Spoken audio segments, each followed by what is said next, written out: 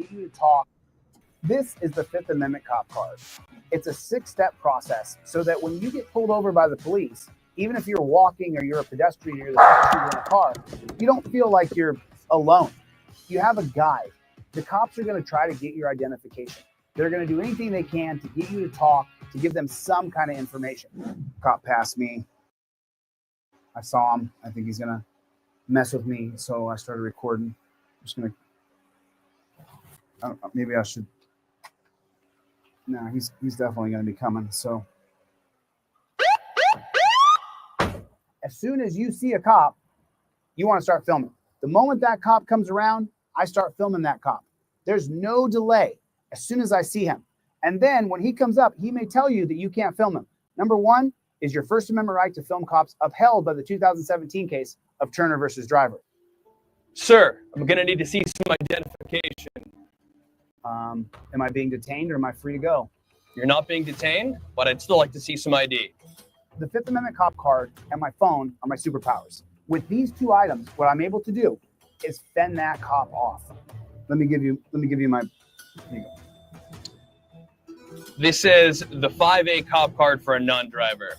I'm not driving, and that's the Fifth Amendment cop card. All right, well, this isn't your identification. No, what that does is that's a process that I created for people to be able to interact with cops. It's a 6-step process. So what that does is it makes it so people have a way to interact with cops when you don't have any right to ask me for my ID. Well, I do it all the time. So let's go through this and see if it helps you at all. 1, cop cited. Start filming and state, I invoke 1A. Yes, so I started filming as soon as I saw you, and now I invoke my First Amendment right to speech and to press. 2, cop approaches and says, any words at all to you? Well, those are words. I invoke the Fifth Amendment. Because if you're talking to me, you're investigating me. Terry versus Ohio says that any evidence you get from me under any circumstances is admissible in court, and all you have to do is say that you were doing a Terry stop. You're very annoying. Do you know that? Listen, I invented that card because people are getting drug off to jail. I'm annoying. You drag people off to the dungeon. There's a big difference between the two of us. Well, that's my job. It's not your job. Your job is to uphold my rights. Your job is not to drag people off to the dungeon. You're supposed to stop from doing that. Agree to disagree. Number 3, exit and state, I plead the Fifth Amendment. I do not consent to searches or seizures. So number 3 is if you're the passenger in a car.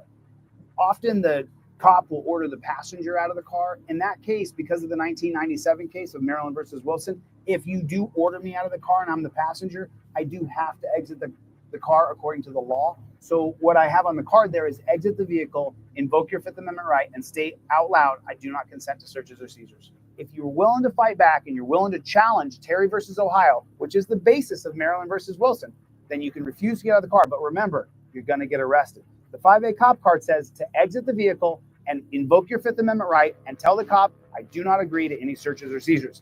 If you're going to challenge that, you really got to be a freedom fighter. You got to be willing to take that on, because I'm telling you now, you're going to get arrested. All right, jackass. This says cop believes you're armed and presently dangerous, which I do. How do you prove to me you're not armed and dangerous? Well, I can't prove to you that I'm not armed and dangerous because of Terry versus Ohio. If you're ordering me out of the car as the passenger, an extension of Terry versus Ohio is Maryland versus Wilson. For you to order me out of the car and I'm the passenger, you have to believe that I'm armed and presently dangerous. Don't worry. I always do.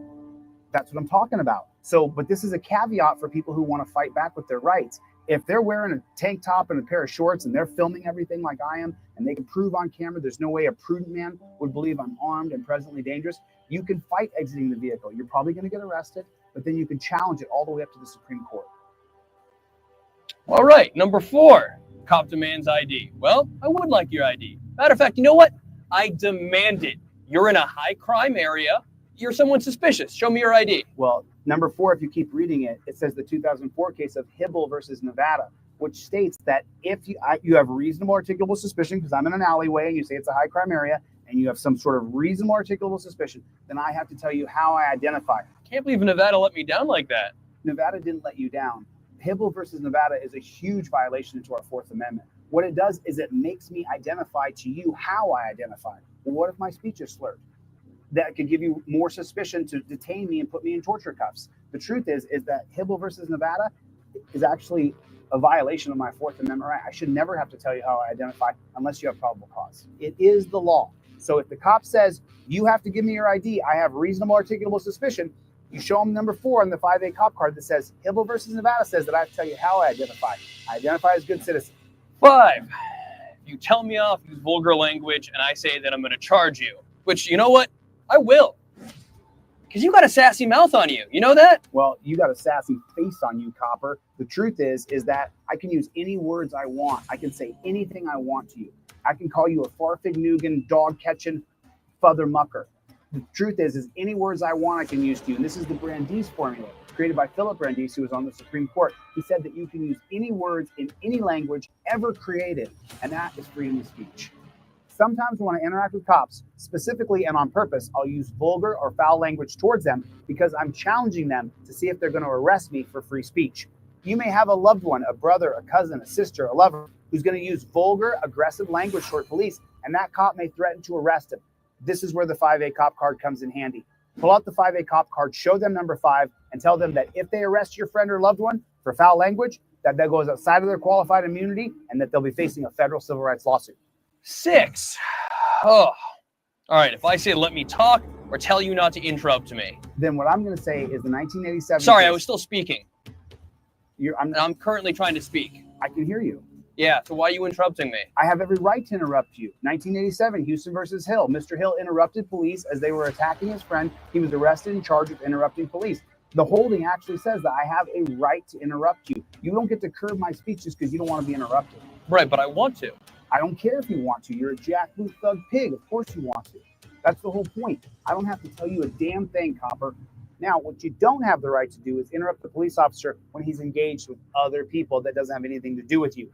Then you might get arrested for interfering or obstructing. So when you're involved with the cop or he's involved with someone that you're with, you're allowed to interrupt that cop and he can't tell you, don't interrupt me. And the premise is that if you can't interrupt him, then you don't have speech. There's no such thing as free speech if there's no right to interrupt. Look, I don't even think you know what qualified immunity is, let alone your ability to take mine away. Qualified immunity is set up by the clearly established prong. There's 2 prongs in the clearly established prong. One, you have to be aware of the right that you're violating. Right now, it's my 5th Amendment right, and I have to state which right you're violating. Now, you may still have qualified immunity if I don't inform you that I've pled the 5th Amendment. It's super important that people plead the 5th Amendment, they invoke their First Amendment right, and now, because you're continuing to question me, this is a police protest. Have a nice day. You don't want to see my ID anymore? I'm all right. The 5A cop card. You should always have the non-driver 5A cop card in your wallet at all times. I invented the 5A cop card so that cops would not be able to get your identification from you. Instead of giving them your ID, give them the 5A cop card. Show it to them. Walk it over with them, each one of them step by step by step, as you invoke your 5th Amendment right to remain silent. Use the 5A cop card. I invented it for you. And always film the police. As soon as I see a cop, I start filming that cop. You got it? That's it. I'm out of here. See you guys on the next one. Later, Gators. Mo, I guess you can't stop that, can you? Here we go. What is going on out there in the land? Ladies and gentlemen, today. What is going on out there in the land of the unfree America? I'm not sure exactly what's going on with the settings here. Let me do that. There we go. Now I'm not mirrored. How are you guys? Good morning. It is 9:10 right now here on the West Coast, January 26th, 2025. What's going on out there in the land of the unfree America? Everybody do me a favor and hit the like button. And then if you would, please put in the comment section OTVO, which stands for Overturn Terry versus Ohio. Overturn Terry versus Ohio. Why do we say that all the time? We say that because Terry versus Ohio, the 1968 Supreme Court case, it does 4 very specific things. Number 1, it creates the entire mantra of officer safety. Officer safety over all of your rights. Number 2, it creates that term called reasonable articulable suspicion. Someone will say to you, what's the RAS? What's the reasonable articulable suspicion? Well, did you know that in 1968, there was no such thing as reasonable articulable suspicion? The Supreme Court made it up. Number 3, it allows cops to run up and put their hands on you in the form of patting you down. In 1968, that used to be the back of the hands on the front of the trouser, a light touch. Today, patting you down equals a POW style of arrest, because then number 4, cops get to magically detain you, not part of your Fourth Amendment. The Supreme Court decided it would be reasonable that you would be detained and not arrested. You're not really seized, you're only being detained. So the combination of those 4 things are: a cop can run up to you as you're coming out of a store, going through a parking lot, and say, I'm suspicious of you. And now, because of officer safety, I'm going to pat you down. You have to get on your knees, and now I'm going to put you in torture cuffs and stick you in the back of the car. But you have not been arrested. You've only been detained. Put it in the comment section, OTVO. Overturn Terry versus Ohio. Put it in the comment section. That's the biggest problem that we're facing. Let's see if we can get, you know what I did today? I decided to stream live to some Instagram folks. We are streaming live on Instagram right now. So if you could let me know in the comment section, I'm from Instagram. What's up, Playboy?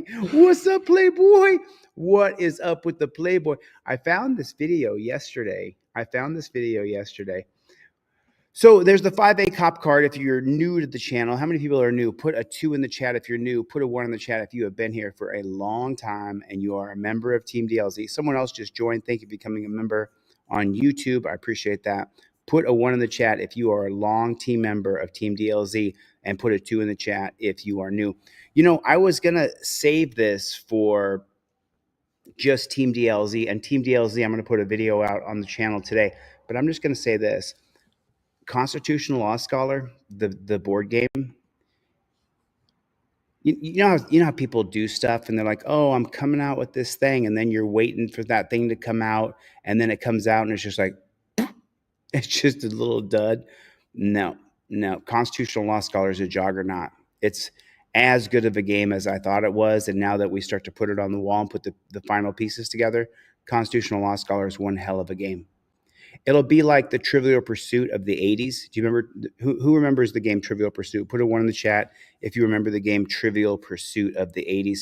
It's going to be one of those games that goes down in history where you go, man, that is one of the coolest games, and everybody's going to have it. Everybody will have it. It's the really, and for the Team DLZ faithful, I'm making a video for you specifically after this live stream. It really is a dope ass game. Remember, they threw me in the hole in jail for 5 full days, and all I had was a tab of paper. They wouldn't give me a pencil. They wouldn't give me a book.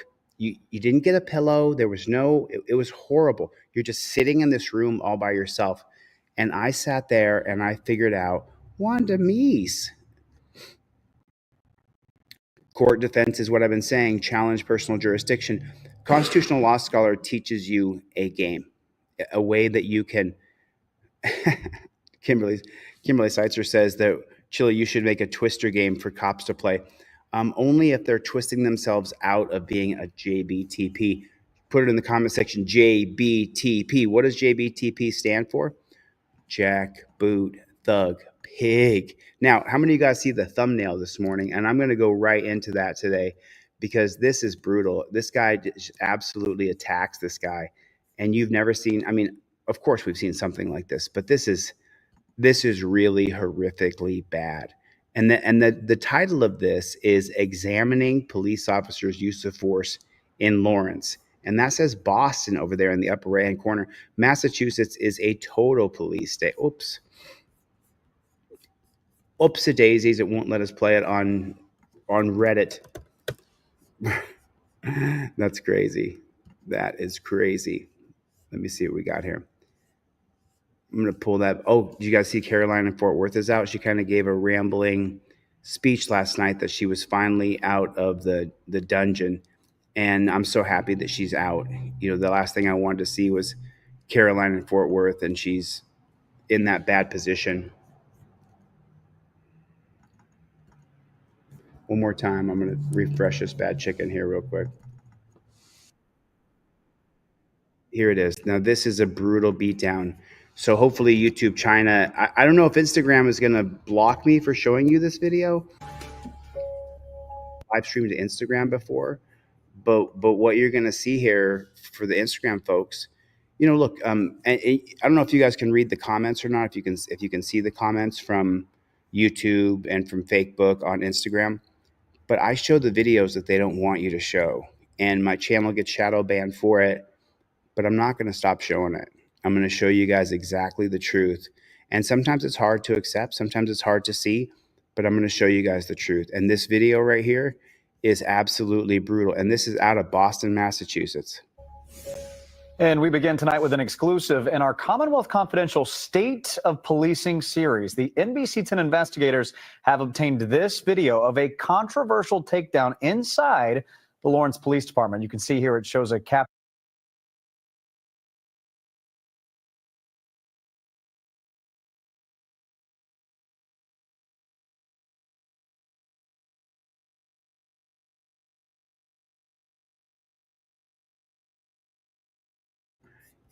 If you're new to Team DLZ, what we're going to do is we're going to slow it down.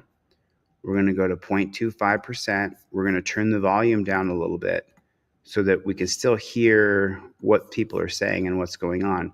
But now we're going to zoom into this and we're going to play it real slow. You could see this JBTP right here. You could see this Jack Booth Thug Pig right here.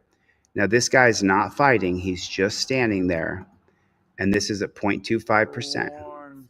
Police Department. You can see here. And then he just watch his head whack. Clothesline a man. So he's just talking. And by the way, if you guys don't know me very well yet, if you haven't seen my live stream before, they just wrongfully locked me into jail for 4 months. And I saw some of this, but not a lot in Clark County because there's so many cameras. But watch. You can see here. Unprovoked. He's not even looking. Whack. Whack. Clothesline a man who'd been arrested. Good evening, everyone. I'm Colton Bradford. Okay, so we're gonna. I don't really need to hear them talk. I just want to see what happens here.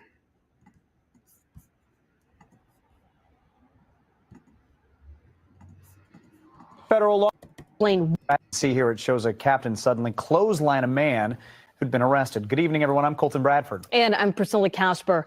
Our NBC 10 investigator Ryan Kath is here to explain what led up to that incident you just saw there and how authorities reacted when they found out about it. Ryan, good evening. Priscilla, that takedown was the focus of an independent investigation into whether the veteran police officer should face criminal charges and a federal lawsuit that accuses him of excessive force.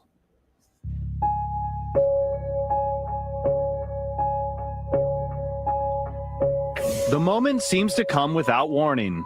That's Sodiq Amiset being detained inside the Lawrence Police Department for disorderly conduct after neighbors complained about him playing loud music late at night. So there it is right there. Okay, and this is what I'm always talking about. The police state, prison state, death state. Look at the response to what happens to you if you get a call about music being played too loud. Listen to this again. Seems to come without warning. That's Sodiq Amiset being detained inside the Lawrence Police Department for disorderly conduct after neighbors complained about him playing loud music late at night. He's in jail. He has been. Let me explain. For those of you guys who don't know the process, if you haven't ever been put in torture cuffs, if you've never been arrested, this man was put in torture cuffs, but before he was put in torture cuffs, they threw him against the wall or threw him on the ground. They put their fingers in the crevice and crack of every part of his body. They manhandled him. They jerked him around. Looks like they took him down to the dungeon in a pair of sweats. They take off your socks and shoes. You don't get your socks and shoes. Often in many jails and prisons across the United States of America, they strip search you. The torture cuffs that go on your wrist, every time I interview a victim of this police state, prison state, death state, I always make sure to ask them, how are those torture cuffs? How do the torture cuffs feel?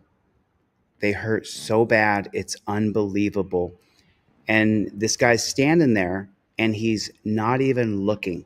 And what do they call this guy? A sergeant or a lieutenant or a captain? And this is how you're treated in the United States of America.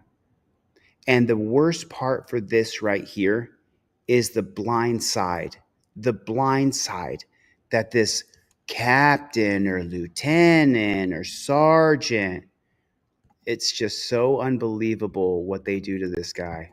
At the top of your screen, Captain Michael Mangan is... Oh, it's captain. Oh, I'm sorry. He's a captain, everybody. Everybody captains here. Well, you go to complain and you go to that captain. He goes, oh, no, that was Captain so-and-so. And then you go to Captain so-and-so and he goes, no, that was Captain Watusi. You go to Captain Watusi. Oh, it was Captain Question. You go to Captain Question and it was, oh, that's Lieutenant Johnson. And then you go to Lieutenant Johnson. No, that's Major Brown. You got to talk to Major Brown. It's a pass the buck game. So this is captain right here. Here's a captain. Oh, man. Captain, huh? Thank God he's a captain, right? Amiset being detained inside the Lawrence Police Department for disorderly conduct after neighbors complained about him playing loud music late at night. At the top of your screen, Captain Michael Mangan is supervising the process. This video doesn't have audio, so you can only watch what happens next. Was that a reasonable use of force? I don't believe so. I mean, from what you can see on the video, I'm so sorry. I'm so sorry. And as you guys know, what do? Let's ask another cop. Let's ask another cop if that was reasonable force. Here's retired Lieutenant Brown, and Lieutenant Brown's going to tell you, was that a reasonable use of force? Well, we don't know what happened before this, and we don't know what was being said there. I'd really have to know exactly what was going on in the particular scene to let you know, was that a reasonable use of force? Well, we don't know, we got to talk to them and see what they say. They do have their side of the story. Don't believe what your eyes see. Don't believe what you hear. Listen to the narrative. Don't believe what you see. Whatever you do, if you see something, we're going to tell you what you saw. Don't believe what you saw. We'll tell you what to believe. Right. At the top of your screen, Captain Michael Mangan is supervising the process. Captain. This video doesn't have audio, so you can only watch what happens next. Boom. Was that a reasonable use of force? I don't believe so. I mean, from what you can see on the video, I think quite honestly that the officer overreacted. We showed the video to Alex Del Carmen, a national expert on use of force, and Todd McGee. He's a national expert on use of force. I'm sorry. He's a national expert on use of force. And then we're going to ask this other PI-double-GIE. Let's ask this PI-double-GIE, and let's ask this PI-double-GIE. Let's ask the piggies. Let's ask them what they think. And they're going to tell you what you should think. Well, in the pig land, here's how we do things. A retired Massachusetts state trooper who's taught defensive tactics for more than 30 years. Oh, so wait a minute. What's his qualification again? I'm sorry to roll it back, but we just got to get the qualifications here. We got Alex DeCarmen. He's a PhD criminologist and also a piggy. We showed the video to Alex Del Carmen, a national expert on use of force, and Todd McGee, a retired Massachusetts state trooper who's taught defensive tactics for more than 30 years. We have taught the same shit for 30 years. We've been doing it this way for 30 years, okay? So listen to what this guy who's been doing this for 30 years, we've only had body cams for 10. And people will say shit to me. Like, oh, Chili, my dad was a cop back in 87, and he was one of the good ones. Your dad is the tyranny. That's the reason why we have body cameras. Your dad is the original inventor of the thin blue line, the blue wall of silence, the 1994 Mullen Commission that you can get on my website for free. You can read the Mullen Commission for free. But your dad in 87, man, he was the good one. Now, let's listen to what Pig Sucker and 30-Year Pig has to say about the use of force here, because they're going to explain it away for you. Pay very close attention. They're going to explain away why this happened. In your mind, was this a justified use of force? I would call this unreasonable use of force. Oh, wow. In the wake of the incident, we learned the Essex County DA tapped Daniel Bennett, the state's former Secretary of Public Safety, to conduct an... Who worked with cops day in, day out. Listen to his qualifications and tell me this. County DA tapped Daniel... Bennett, the state's former Secretary of Public Safety. The state's former Secretary of Public Safety. Did he work day in and day out with PIGGIEs in Massachusetts? Yes or no? Did he work day in and day out with pigs? Did he or didn't he? Did he or didn't he? To conduct an independent investigation and determine if the police captain should face charges for assault and battery and filing a false report. Oh, yeah. In his narrative, Captain Mangan wrote that Amuset threw his right arm and outstretched hand at a high rate of speed toward his face in a grabbing motion. The video appears to tell a different story. Oh, A does statewide it? coordinator in use of force training. Did he say, okay, so now listen again, folks. This is the reason why you watch these videos with me, because I'm going to give you a perspective that maybe, just maybe, you didn't hear. Because the state-run media is called state-run media for a reason. It's programming. And they're programming you to believe and see things that you don't believe, you didn't see, and you didn't hear. Now, let's listen to the words that the state-run media representative does. Again, listen carefully. Threw his right arm and outstretched hand at a high rate of speed toward. No, so they say he threw his hand and his arm at a high rate of speed. There's the first lie. Now let's listen to the next lie. Listen carefully, people. Toward his face in a grabbing motion. But then he didn't reach toward his face in a grabbing motion. But now listen to this. The video appears to tell a different story. Oh, does it appear to, 30-year pig? Does it appear to? Or the video tells a different story?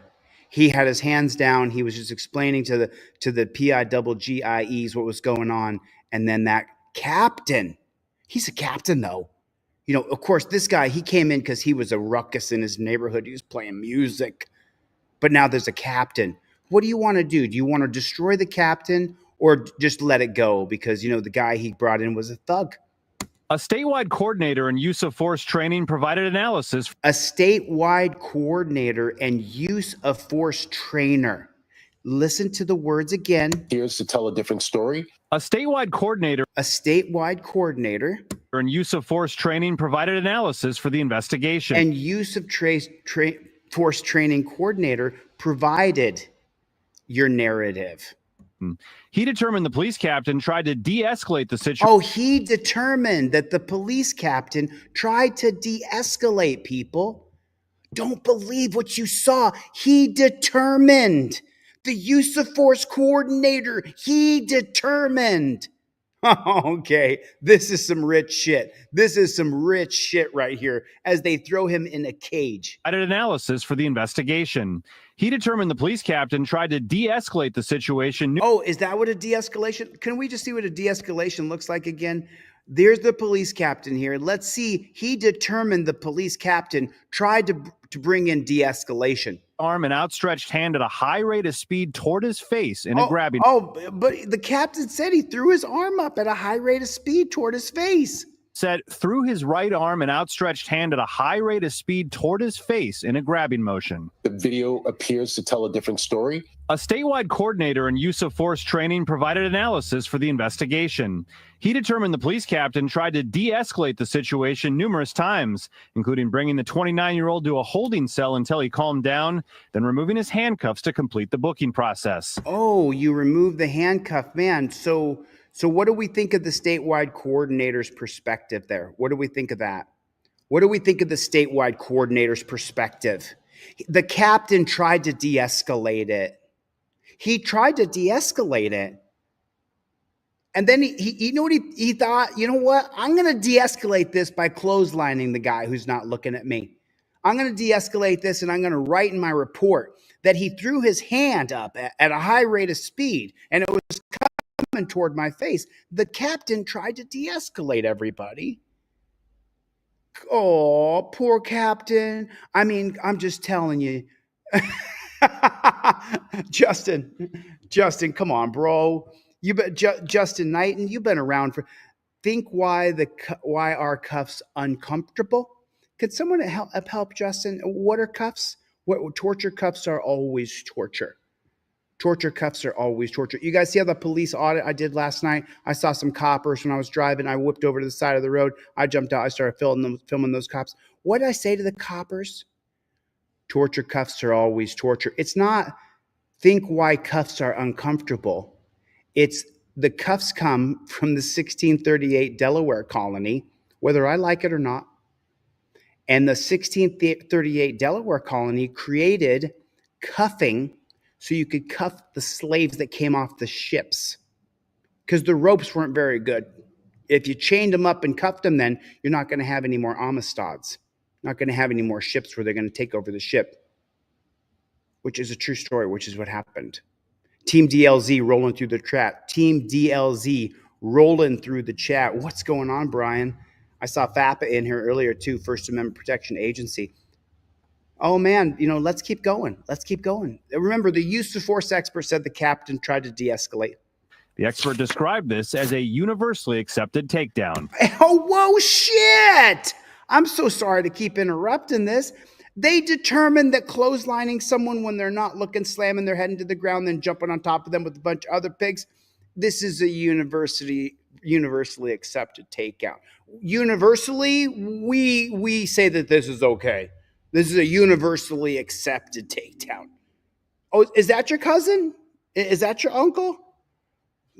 He got taken down by his throat, but it's a universally accepted takedown. And the captain was trying to de-escalate, see, but he was standing there in a way that he didn't like. And he was intimidated. And then he did throw his arm up at the captain, right? It's in his report that he threw the arm up. He threw his arm up. He threw it up. He threw it up. He threw his arm up at the captain. Oh, well, fuck me stupid. I had no idea. I didn't see it, but since you told me he did, and then you said it's a universally accepted takedown. Well, shit. Damn, Ninja. You explained it all away to me now. What are you talking about, Billy? Did you hear what they said? It's a universally accepted takedown. And the captain said that he threw his arm up at him. I didn't see it, but maybe previously, before they released the video, he threw his arm up at the captain. I mean, what kind of bozo clown world are we living in? Hey, remember, we're living in an AI world. That inmate, that subject, that perpetrator, because he doesn't have a name, he altered the video before we seen it. That's what he done. This is just such bullshit. Never heard a bigger. Captain Mangan utilized a universally accepted takedown. Clotheslining people when they're not looking is universally accepted. I've never taught a clothesline technique. Oh no, he's never taught a clothesline technique. Well, shit. I didn't know there was a clothesline technique. What's the clothesline technique? In jiu-jitsu, pancration, sambo, shoot fighting, grappling, we call that choking. We call that a choke. You get choked out. If you want to add in that he whipped his arm and clotheslined him, that's fine. It was a clothesline. And this use of force expert, he's a use of force expert for 30 years. Look at the flag folded up behind him. He's been a copper for 30 years. This is a universally accepted way to take people down. Okay? He's never taught a clothesline, but wait, there's more. I'll bet you he's going to. Okay, let's listen. This as a universally accepted takedown. I've never taught a clothesline technique. I have never seen that technique in any type of a use of force curriculum. Mangan and his attorney declined to comment for our story. Payroll records show the captain was on injured on duty status after this crash in his department vehicle while responding to a call almost 2 years ago. Oh, so he caused the accident there too. Status after this crash in his department vehicle while he's the one driving like the asshole, going around all the cars. Responding to a call almost 2 years ago. He was recently approved for a disability retirement. Well, shit. He's going to get to retire now. Of course, he needs to retire, because, and let me explain to you the resignation loophole here. If there's an investigation done and the captain, who is already approved for a disability retirement, you saw that horrific car accident where the car rolled over 15 times. Oh, you didn't see it? They'll tell you what you saw in a minute. The captain's approved for a disability retirement. He's approved, okay? And so now that there's going to be an investigation and they're going to investigate themselves, they're going to go, hey, Captain, it looks like the paperwork coming down. There's one copper of 30 years who's going to say, he's never taught a clothesline technique. I've never heard of a clothesline technique. And I've fought and done wrestling and jujitsu and pancration for 30 years, but I've never heard of a clothesline technique. That's rich, boy. That's rich. That's rich. And remember, it was the black guy who threw the hand at the captain's face that started all this. We saw it. We didn't see it, but we seen it. We were told we saw it.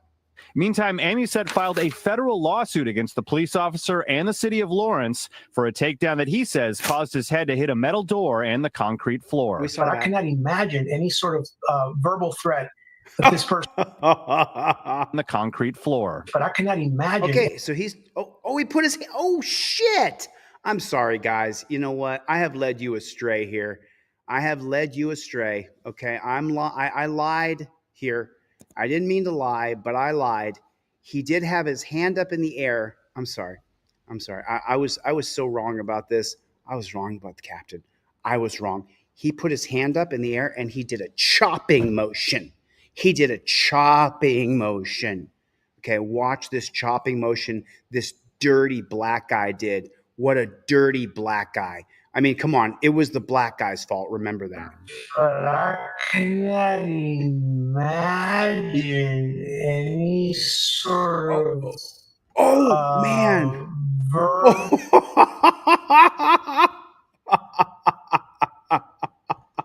He did several chopping motions in the air. The captain was afraid he was a black belt. Get it? Black belt? Right? And remember, it's just another guy who from the hood who's a thug who was playing his music too loud. And this guy's put in 30 years being a captain. Okay? So who's the good guy here? It's certainly not the black belt, black guy who was waving his hand around like he was Bruce Lee around here. Okay? I mean, come on, guys. I mean, come on. I mean, how many of us can see that the captain was a good guy here? Come on. Put a 1 in the chat if you could see the captain was a good guy. Put a 2 in the chat if that captain's a dirty JBTP. Jack, boot, thug, pig. Put it in the chat for me. Could you please? Let me know if the captain was the winner here. Oh, yeah. Look at that. Look at him. Hand is even up in the air. And as you know, fingers extended like that, he could have poked somebody's eye out. Verbal. Oh, yeah. Yeah. Verbal. Yeah. And remember, that captain is disabled. You know, he's going to need to go on disability. The captain's going to need to go on disability. He's having a hard time, you know. I mean, because I got some nerve damage in my neck. So what I usually do to solve my nerve damage is if someone puts their hand up in the air like Bruce Lee to me, I fucking clothesline them, clothesline him. And then I jump on top of him. Our face is all like this, and I'm on top of him, and I will. Don't you dare wave your hand around in my face, you dirty black guy. Don't you dare do it again, Blackie. I will take you down. Floor. Look how aggressive that black guy's being. Imagine. Oh, hand. Oh, he swatted the air. Any sort A high rate of speed. His hand was coming at the captain. of. And he's not looking at the captain, but that doesn't mean he wasn't thinking about attacking him.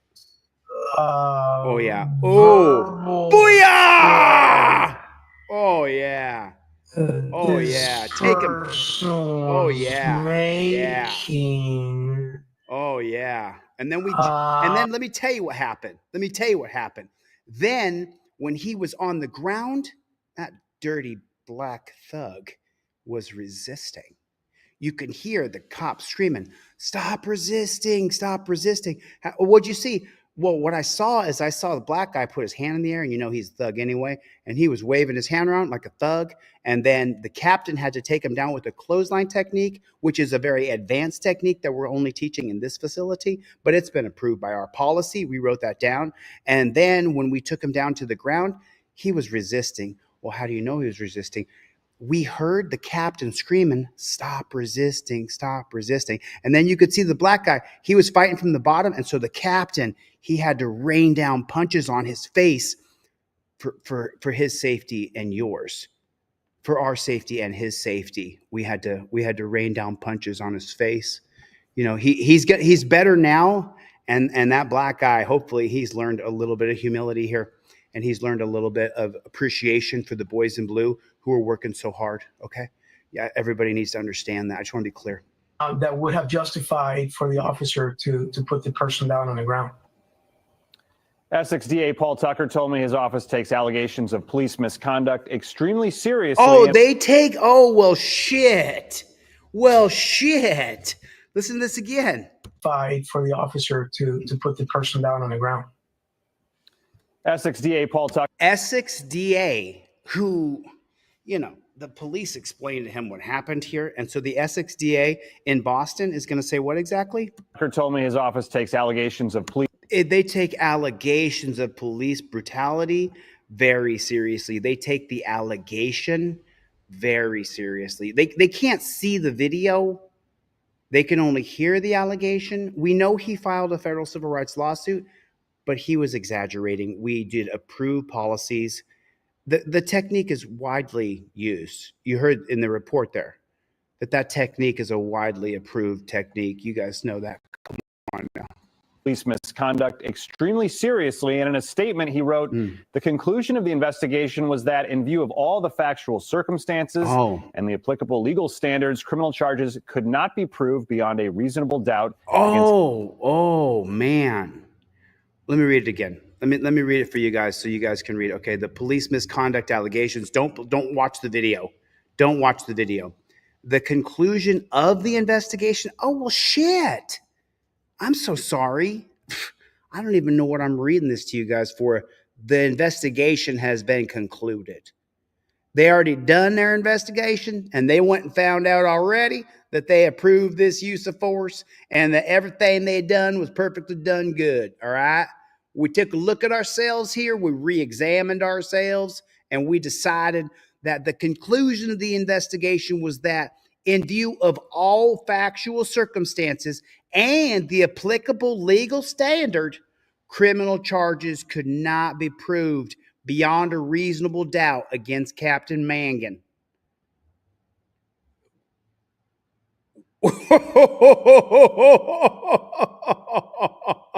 Essex County DA Paul Tucker. And you wonder why it's shit. You wonder why it's dog shit. You wonder why people hate our government and don't trust any of these JBTPs. Why is that? Because no matter what they do to you, you got a Paul Tucker in every DA office across the country. Does the DA work day in and day out with cops? Does the DA have a job and is he so important because the cops write down all these tickets and then give it to the DA? Yeah. And then you're welcome to email that to me, Brian. Brian, you're welcome to email that to me. Brian, I just want to let you know, Brian, thanks for coming, B. The conclusion of the investigation is that in view of all the factual circumstances and the applicable legal standards, criminal charges could not be proved beyond a reasonable doubt against Captain Mangan. So, we took a look at the video, but, it was a perfectly legal, clothesline. I've never seen that technique before, but, oh, listen. Oh, I know. Missouri is like one of the worst police state, prison state, death state. I believe Missouri was the first state in all 50 states to come up with the Policeman's Bill of Rights. And remember, no matter what happens to you, it's going to be cops investigating cops. And even if we see a video, it's going to say the conclusion of the investigation is that in view of all the factual circumstances and the applicable legal standards, criminal charges could not be proved. You got clotheslined and slammed to the ground, your head slammed into a wall. Legal standards and long case precedent and a history of understanding use of force here. I've been a copper for 30 years, okay? So I know what reasonable use of force is. And if a plumber comes to your house and there's shit all over your floor, and you go to the plumber and you're like, man, there's shit all over my floor. And the plumber goes, how long have you been a plumber, huh? How many plumbing jobs have you done? How many toilets have you unclogged? You know what? Hang on a second. Yo, Billy, can you come over here? Yeah, what's going on, Harry?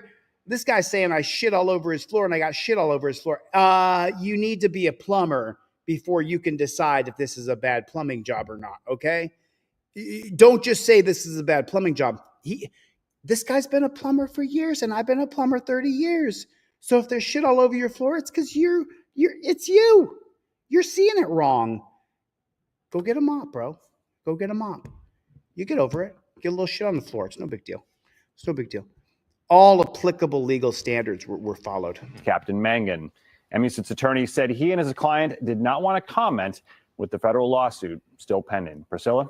Well, Ryan, we've been reporting a lot on the Lawrence police lately. Do you have an update on the controversy? Why would you be reporting a lot on the Lawrence police lately? Is it because there's no accountability for the Lawrence police? Is that what it is? Could that be what it is? I mean, if you're reporting on the Lawrence police a lot lately, could it be because there's no accountability and there's lots of people being abused, beaten, cheated, getting charged, getting put in cages, their loved ones are getting beat up? But the conclusion of the investigation is that you can't prove beyond a shadow of a doubt. We saw it on camera and everything, but you can't prove anything from that, okay? There were other factors to this, why the captain clotheslined him when he wasn't looking. You should know that. What are you, some sort of stupid dummy here? Listen to the cops, okay? The cops are going to tell you what you need to see and what you need to believe, okay? Ryan, we've been reporting a lot on the Lawrence police lately. Do you have an update on the controversy with the police chief position? Yeah, Priscilla, despite calls for him to be fired, the former acting police chief in Lawrence is back at City Hall today. Ooh, look at that. He's a good old boy. As we first told you, William Castro had been sitting at home collecting a $210,000 salary for nearly a year. That's because the Post Commission suspended his law enforcement credentials last March. Okay, so let me explain to you what Post is. Post is the Peace Officer Standards and Training Certificate, because they go to Peace Officer Standards and Training, Post per certificate. You get pretty simple, right? They all have got an acronym. So then after they go to the Post, P-O-S-T, when they graduate from Post, they magically become a law enforcer. They don't go to law enforcement school. They go to peace officer school. And then as soon as they graduate, now they have this little magical license. They can take their little magical license, go be a piggy at this shop. And then if they get in trouble, like Captain Mangan here, he's going to resign before the investigation's over. And then because he resigned before the investigation's over, anything that happened there when he applies at the other shithole pig trough in Boston, he goes and applies at that pig shack. Then those pigs over there, they can't see what happened on the record. They can't look up the video. So, sorry. Wally World's closed, folks. Thanks for coming. It's just, what kind of bozo fucking clown world are we living in? I mean, really, what kind of bozo clown world are we living in?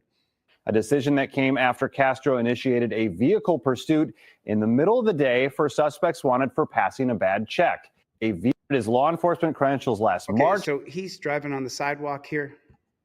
A decision that came after Castro initiated a vehicle pursuit in the middle of the day for suspects wanted for passing a bad check. I mean, we got to get them. You should endanger public safety. If kids are on the sidewalk, if family members are walking, if there's someone in a baby stroller, we got to get the guy that wrote the bad check. There's no other way besides chasing him down. Castro is accused of being untruthful about that incident and saying he thought it was a bank robbery. An independent investigation concluded that Castro... Oh, shit. I'm sorry, guys. You know what? I'm sorry. I didn't listen to this fully. I didn't hear the bullshit. I mean, I didn't hear the correct police narrative. Okay? I didn't hear it. I'm so sorry, Houston hot dog. I said the F word.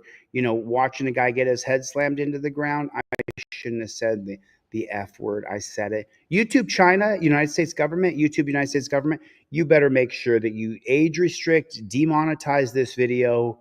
Maybe a strike. You know what I'm saying? Maybe a strike. I did use the F word. I mean, we did see the guy get his head scrammed to the ground, and then we heard the narrative of how it was perfectly fine. But now listen to this. Remember, he was chasing the guy that wrote some bad checks, but listen here. Now listen carefully. Came after Castro initiated a vehicle pursuit in the middle of the day for suspects wanted for passing a bad check. Vehicle pursuit for suspects passing a bad check.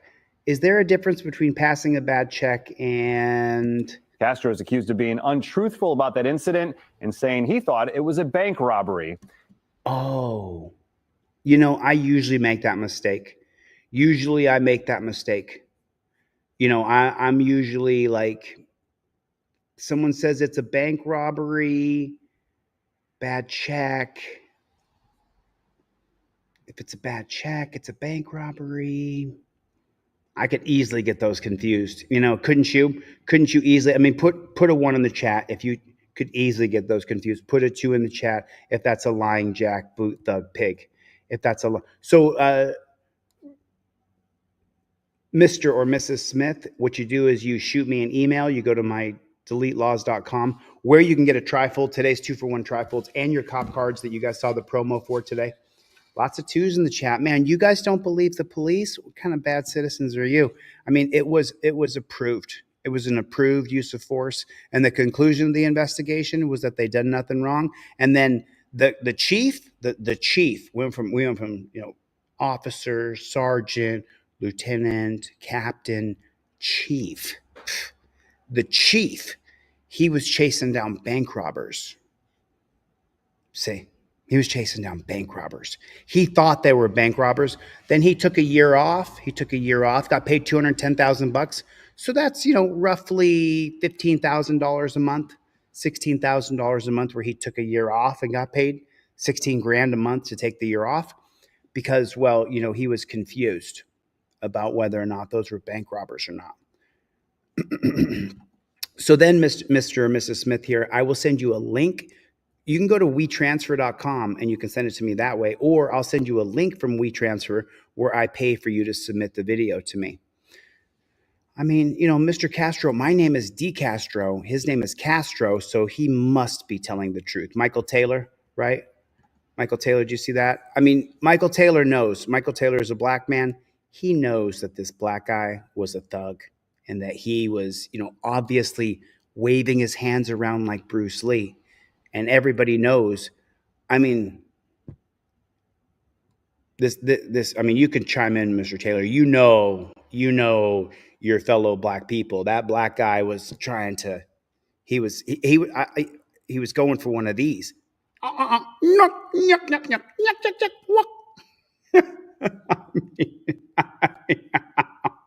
shit. I'm sorry, Mr. Taylor. Forgive me for my bad jokes. An independent investigation concluded that Castro broke the law and should be fired. However, according to a contract he signed with the mayor, Castro would return to his chief of staff job once he was no longer serving as the temporary police chief. All right. Wait a minute. So the investigation of cops investigating cops was accused of being untruthful about that incident and saying he thought it was a bank robbery. He thought it was a bank robbery? An independent investigation concluded that Castro broke the law. So an independent investigation said that Castro broke the law. So if you break the law, you should be charged with crimes. A crime. And should be fired. No, wait a minute. I'm sorry, folks. I'm sorry. I'm sorry. It said an independent investigation concluded that Castro broke the law. And then the natural conclusion is that he should be charged. But they said there that he broke the law and he should be fired. But wait, there's more. However, according to a contract he signed a contract. Signed with the mayor. With the mayor. Castro would return to his chief of staff job once he'd go back to being chief of staff for the mayor. He was no longer serving. Once he's no longer serving the public. As the temporary police chief.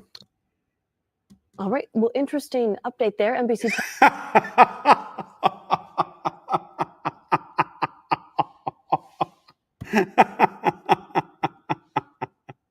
Let me back to you, Barbara. Listen to this tyrannical shit the cops are doing. Listen to how this government's up. No longer serving as the temporary police chief. And now watch her response. This is gold, baby. This is gold. This should be played all the time. All right. Well, interesting update there. And ooh, that's that's interesting.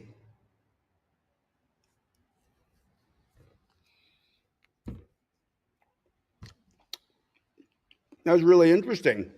NBC 10 investigator Ryan Katt, thanks for your reporting. Thanks for your reporting. Thanks for your report. And we begin tonight. Thanks for your report, and we really appreciate that. 2-for-1 trifolds today. 2-for-1. It's Sunday, you guys, and you get free cop cards with it. Go to deletelaws.com with a Z. Get a trifold in your car. Remember, invoke your Fifth Amendment right, because if you go to jail there in Boston, if you go to jail right there, there's no hope for you. Once you go to jail, they're going to investigate themselves. If they clothesline you, I would highly recommend that you invoke your Fifth Amendment right away, that you don't even, Paul says, what a calamity. That's very interesting. Okay.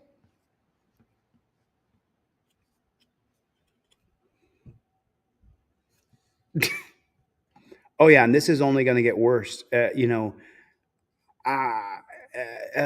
Brandy, what's going on? King Braveheart, random Americans in the room. Who else is in the room? Give me an OTVO in the chat. Or I think what's appropriate right now is Jack Booth Thug Pig. Now watch this one. And there's really no other way that the cops can handle this. It has to be handled like this, okay? And the way Fight Porn labeled it, they labeled it classic wedding brawl. Not tyrannical Jack Booth Thug Pigs attack a wedding party. It's a classic wedding brawl. That's what you're going to see here. This is a classic, okay? Don't pay no attention to the man behind the curtain. Who's in the room? Clown Patrol is here. Butch the Original is here. How many of my Instagram friends are here? How many Instagrammers are here? What is going on? What is going on out there on Instagram? What's going on out there on Instagram? Okay. Just remember, this is a classic wedding brawl. This isn't cops attacking people, Slick Rick the Ruler. And from the get-go, I'm just, oh, you coming with me to the east side? Oh, and then I said, okay, I'm on my way. Let me pack my bags before today. Yeah, and then I said, get with it and don't be a bitch and try to split. She was right up under my wing at the airport at 5:15. She said, who are you and why are you here? I said, I'm Drew Down and Pimp of the Year, bitch. Pimp on. We got all the ladies. I love gangster rap. Good thing the cop is there to de-escalate. The good thing he's there to de-escalate. The cop's on top of someone right here. Here's this young woman, and she's going to try to pull the cop off attacking somebody. He pushes her back like she's a man, and she puts her hands up, and it's like, you see that look on her face, like, what are you doing to me? Why did you just push me that way?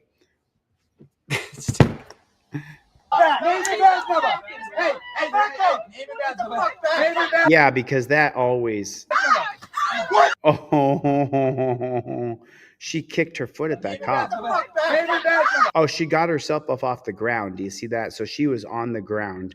I don't know how she got on the ground.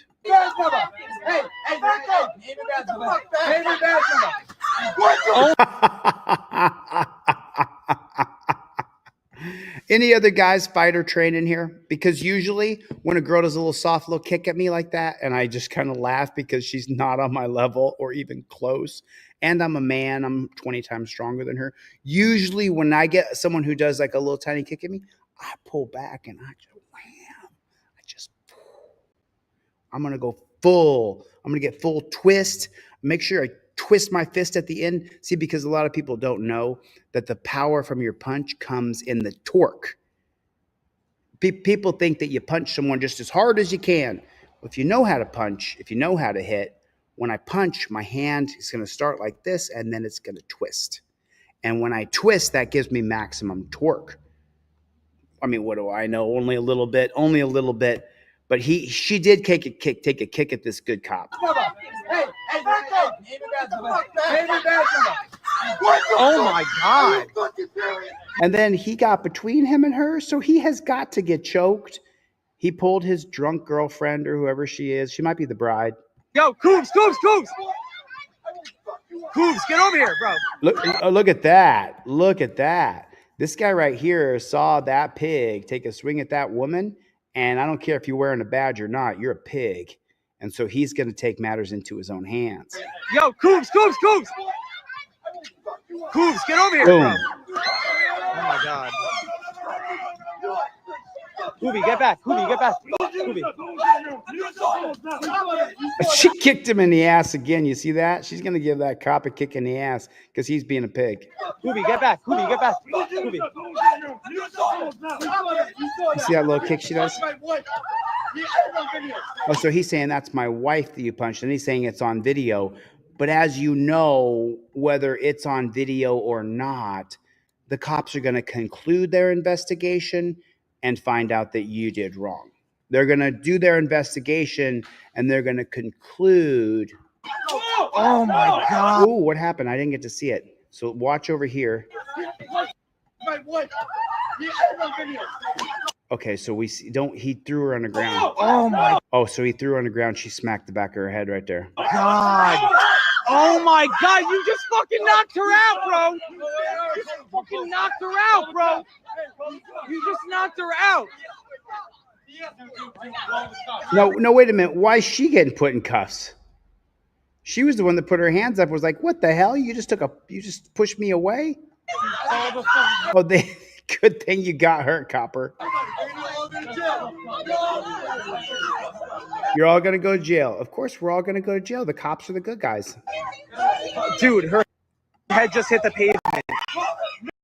Her head just... He's trying to wake her up. Excuse me, miss. Watch this cop. Hey, pardon me, ma'am. Can you wake up? I know you just got your head knocked unconscious, but can you wake up for me real quick here?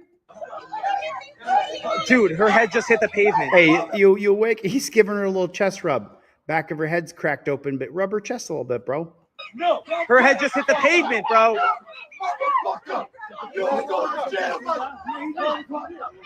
Oh, he's got the girl. He's got her all hemmed up. Good thing. And this guy's sitting there going, so what's your recourse here when the cops come in and swinging and attacking? And what's your recourse? What do you do? Cops are coming in like psychopaths. What are you going to do?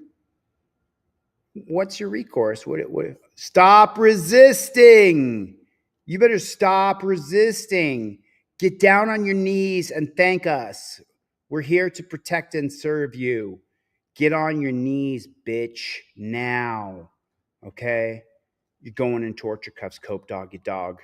You're going in torture cuffs. You hear me? You guys can send me in videos. I love viewer videos when you guys send me videos. I love that because then I'm just like, man, look at this. I got this video.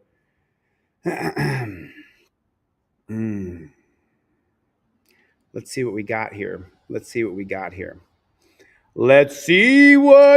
got. Jeff Lake sent me an email. Let's see what we got.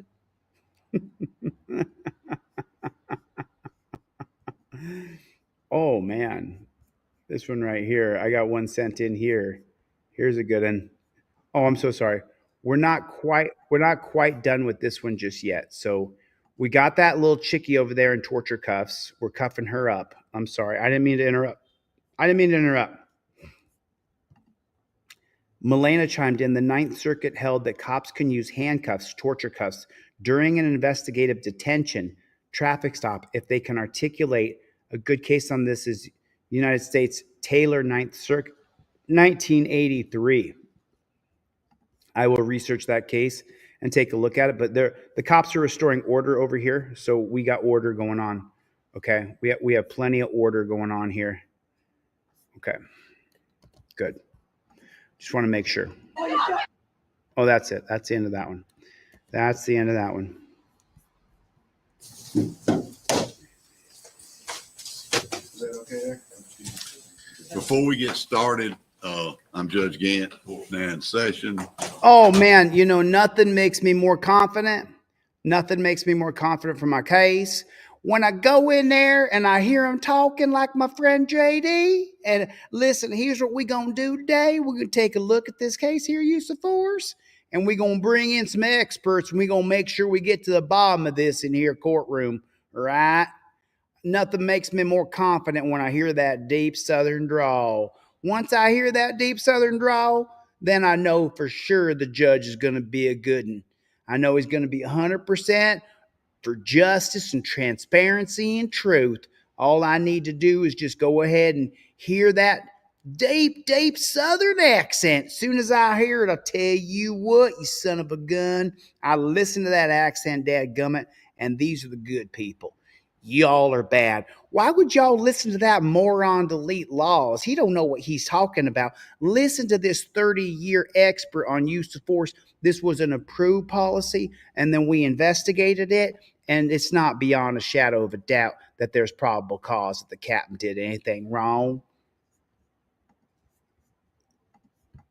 And just to give everybody some kind of guidance for today and in the future, we're here for a probable cause hearing. This is not time for discovery.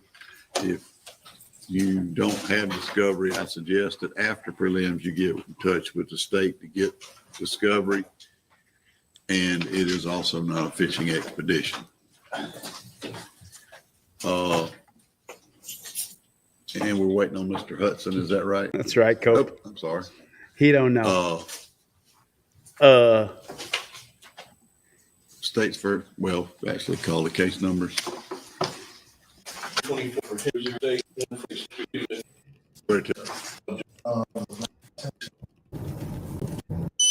to an altercation. So at the intersection of federal town limits of Blackville, South Carolina. I was patrolling the area of Hampton Boulevard near Fair Lane. I seen a large crowd at the intersection of Farrell and Hampton. And as I was approaching that large crowd, dispatch was also dispatching me to that location in reference to an altercation. So just remember this hero right here, he was called out to an altercation. So he's going out there to keep the order.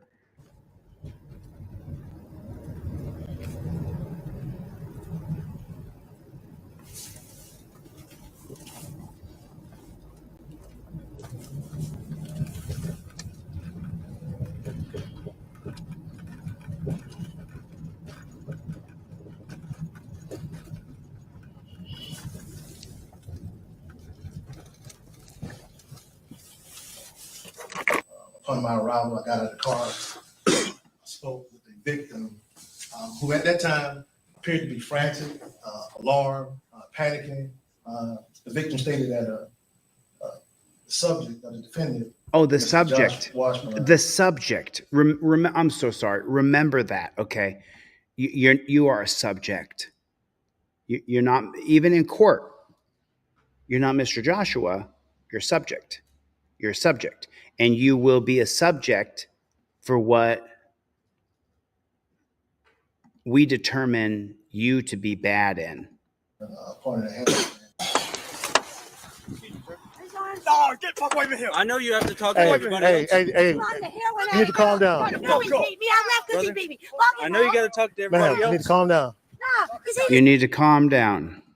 So who called the police? DSS over 52 Who called the police? All right. You call? All right. Were you here? No. Okay. It's time to go hands-on. We need to go hands-on right here quickly. All right. So I can't talk to everybody at one time. I mean, at once, but I'm going to talk to everybody, all right? Just wait right here. I'm going to talk to you. Wait right here. I need to go hands-on here immediately. So what's going on? Mr. Hudson, I don't need you cursing out here. I will take you to jail, all right? Oh, whoa. Hold on 1 minute here, folks.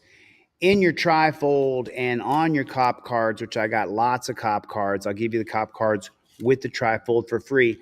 But right here on your trifold, the back of it says, I invoke my Fifth Amendment right. But then if you open this bad chicken right here, and then you flip her open like that, and then you fold it right here, right there.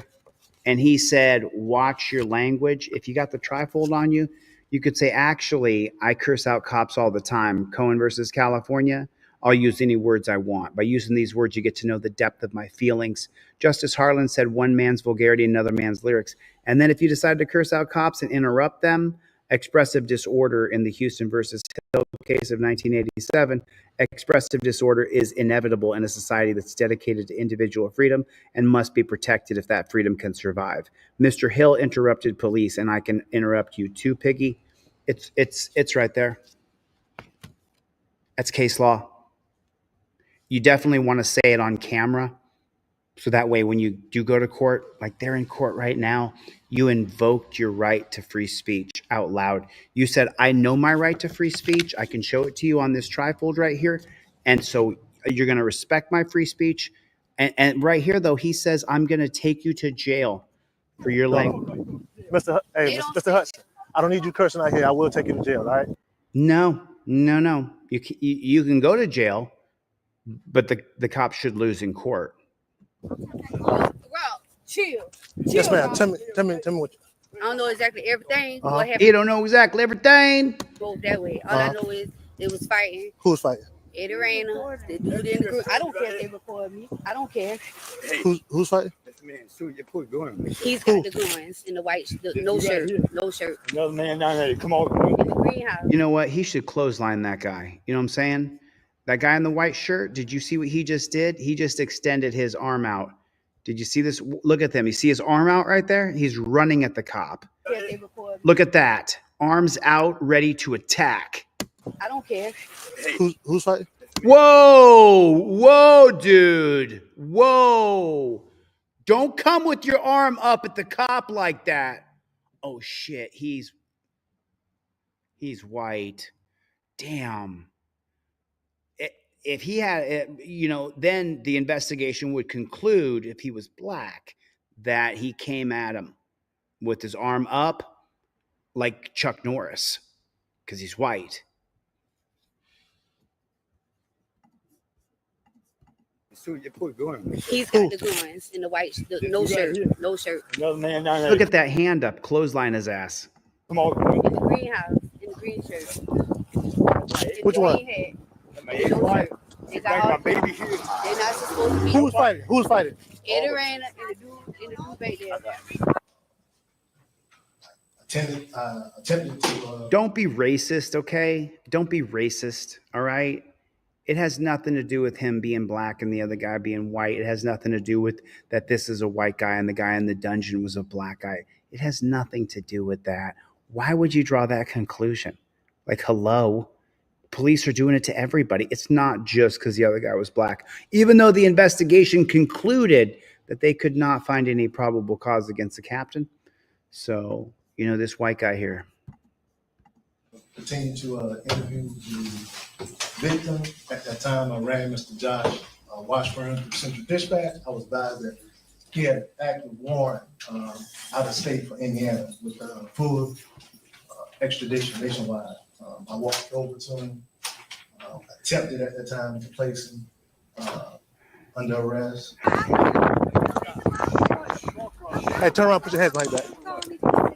Turn around, put your hands. Somebody told him, listen, turn around, put your hands behind your back. Well, how come? We got a call. I got here and someone said that you pulled the gun on him. That's it. Investigation completed. Turn around, put your hands behind your back. Could that guy be lying? No. There's no way that guy could be lying. He obviously has a gun on him and he's trying to shoot the cop. As you're not seeing it, I'm telling you what you're not seeing, okay? I'm telling you what you're not seeing. How are you not seeing that he's an active shooter? You're not looking hard enough, are you? Obviously, you haven't watched very many police videos than I have. Let me bring in a 30-year expert on police shootings, active police shooters, and that's what this is right here. And investigations concluded. What? He began shouting, screaming profanity at me. He advised him of the warrant. That's what he said? Hey, turn around, put your hands like that. Turn around, put your hands like that. What? He advised him of his warrant. Shouting, screaming profanity at me, stating that the warrant was not nationwide. I asked him to calm down, tried to explain to him that it was. You didn't see or hear any of that, but we're telling you that's what happened. All right, listen, listen. He did not have nothing to do with it. He's being detained right now. He's being detained right now. He's not the guy, but we're going to detain him and put him in torture cuffs anyway. And everybody's telling you he had nothing to do with any of this, but we're telling you that he did. Turn around. Listen.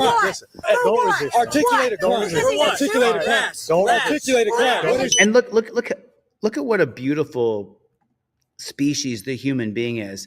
Even though this guy knows that he had nothing to do with it, he's still giving away his things so he can be torture cuffed up. That's how much we're willing to comply and acquiesce. That's how much we're willing to do whatever we have to do to get along.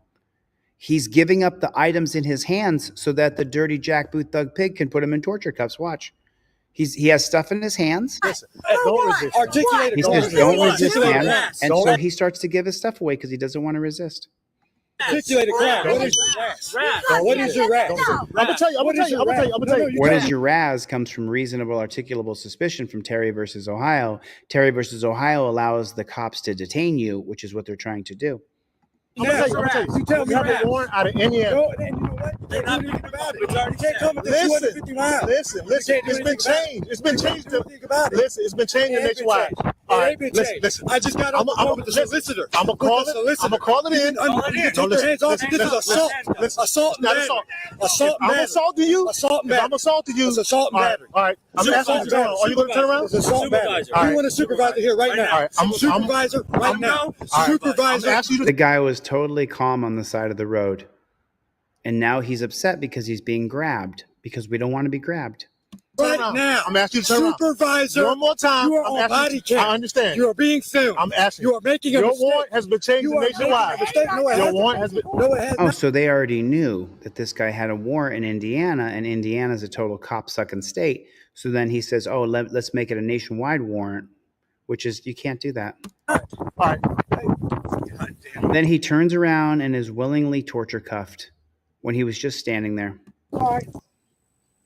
It was another individual who was standing next to him, Mr. John Ethan Hudson, who also stated that that warrant was not full nationwide extradition. I advised Mr. Hudson to step back. He continued to yell and scream as well. I continued to advise him to step back. At the same time, I had one handcuff on Mr. Josh Washburn, and Mr. Hudson attempted to pull him away, stating that that warrant was not valid. Out-of-state warrant was not valid. I told Mr. Hudson to step back again. Mr. Washburn at that time locked his arm out. He really wasn't resisting, but he locked his arm out, trying to tell me that the warrant was not active or nationwide extradition. Asked him to calm down. I tried to explain to him that it was.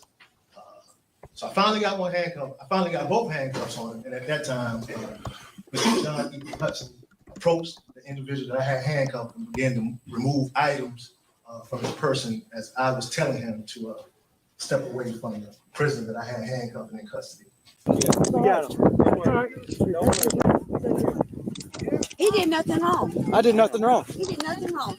It did nothing wrong. Don't worry, brother. I got one detail. I was able to separate Mr. Washburn from Mr. Hudson, got him in the back. At that time, Barnwell County Deputy Sheriff pulled up. I was out there by myself. Barnwell County Deputy Sheriff pulled up. I did nothing wrong.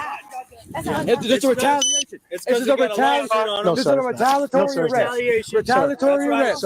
Retaliatory arrest. No, sir, it's not, sir. Retaliatory. No, sir, it's not. Yes, it is. Retaliatory. This is retaliatory. I don't give you consent to search. I'm not lawfully detained. I am not lawfully detained. Where's your ID at, sir? I don't have one. I don't ID. I asked the deputy sheriff, could I place Mr. Washburn in the back of his vehicle because my vehicle was unmarked vehicle and it didn't have a killing vehicle. And I was able to put him in the back of a deputy sheriff's vehicle at that time. I don't ID. I got you. I don't ID. Hey, I'm being unlawfully detained here, Sheriff. You should have. Okay, so let me explain the legality of this here so that you guys understand it. If the cop is saying he's going to arrest you, then you have to give your identification. It's on your Fifth Amendment cop card. It's number 4. So number 4 actually cites the case law of Hibble versus Nevada. Sorry about the lights. I'm on a green screen. Cop demands ID, says he has reasonable articulable suspicion. In the yellow, it says, while filming, state, I plead the Fifth Amendment. I identify as good citizen. No ID is required. With reasonable articulable suspicion, Hibble versus Nevada says citizens may state how they ID, not give ID without probable cause. Probable cause is the Fourth Amendment standard which you can be arrested for, and no warrant shall issue but upon probable cause. If the cop is saying he's going to arrest you to avoid a secondary charge of failing to ID, you want to give ID because he's saying he's going to arrest you, which means he has probable cause or probable cause to believe. I forgot.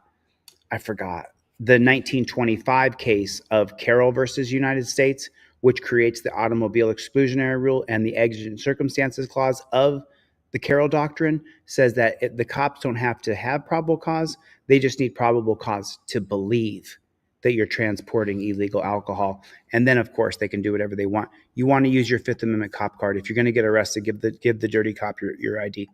Over jurisdiction. This officer right here is illegally searching me. I'm not even a part of what's going on here. Don't step over here. Step over here, please. Hey, just step over here, please, sir. Sir, what's my name? You don't know my name. Mr. Washburn, step over here. Even ID. That is not my name, sir. I'm asking you to step back. I'm asking you to step back. That is not my name, sir. Come over here. That is not my name. That's not his name. That is not my name. Ted Wilcox here said it's a free country. Do you agree with Ted? Ted Wilcox said it's a free country, and I think Ted's being facetious. But do you guys think it's a free country? Put a 1 in the chat if you don't think it's a free country. Put a 2 in the chat if you think it is. Number 1 is this is not a free country. Number 2 is we're living in a free America. Living in free America right here. And now they're going to go in front of this judge who's friend with the coppers. When the copper gets an arrest warrant, when the copper gets a no-knock raid warrant for your house, who signs off on that arrest warrant? When the copper comes over and says, I got an arrest warrant for you, who signed that arrest warrant? Who was it?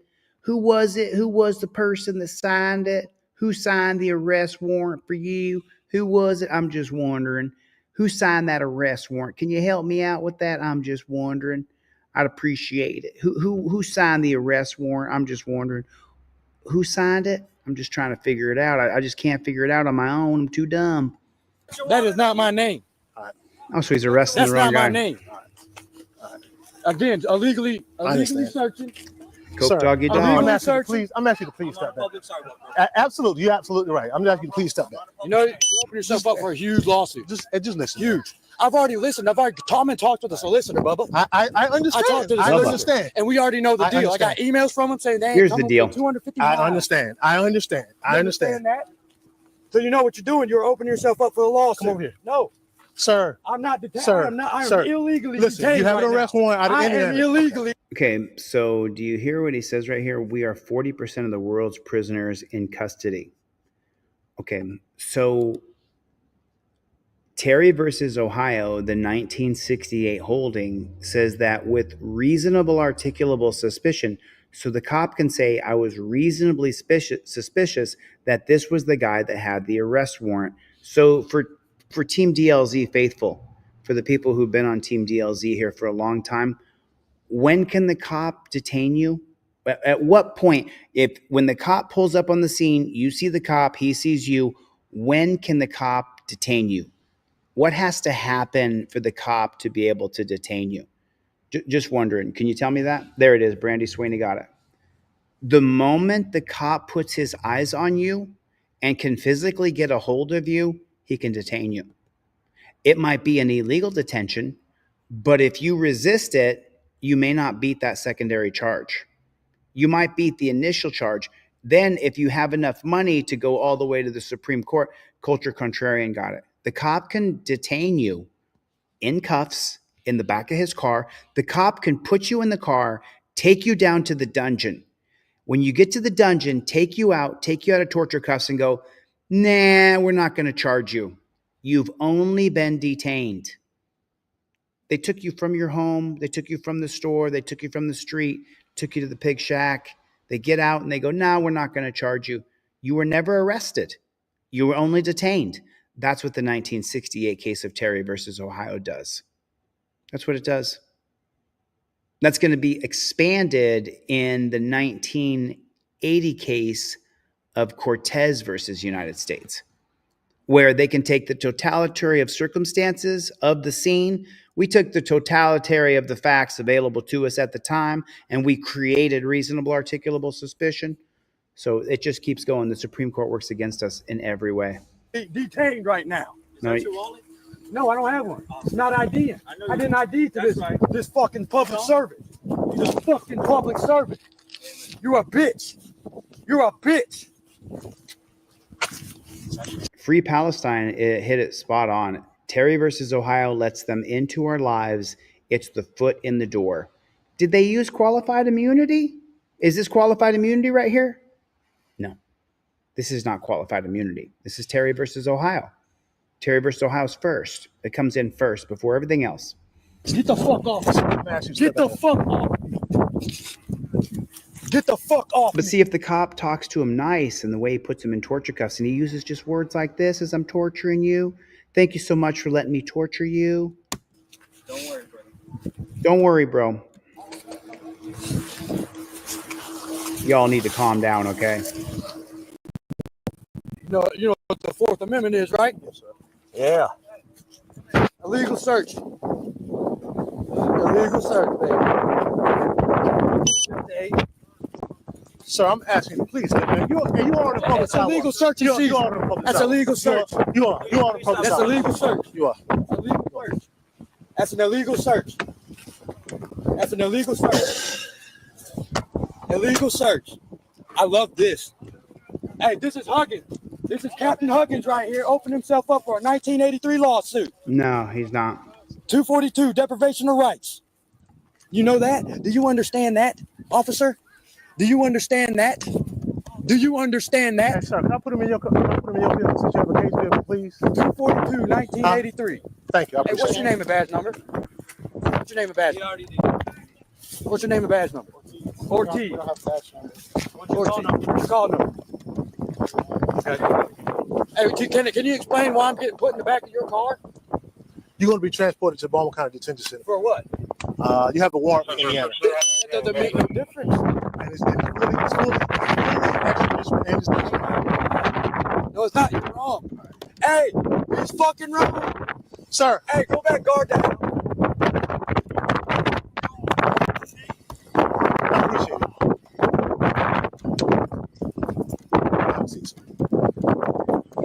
Thank you, man. I appreciate it.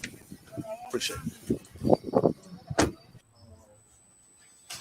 When you got Mr. Washburn to the jail, were you able to confirm the nationwide extradition status of his warrant?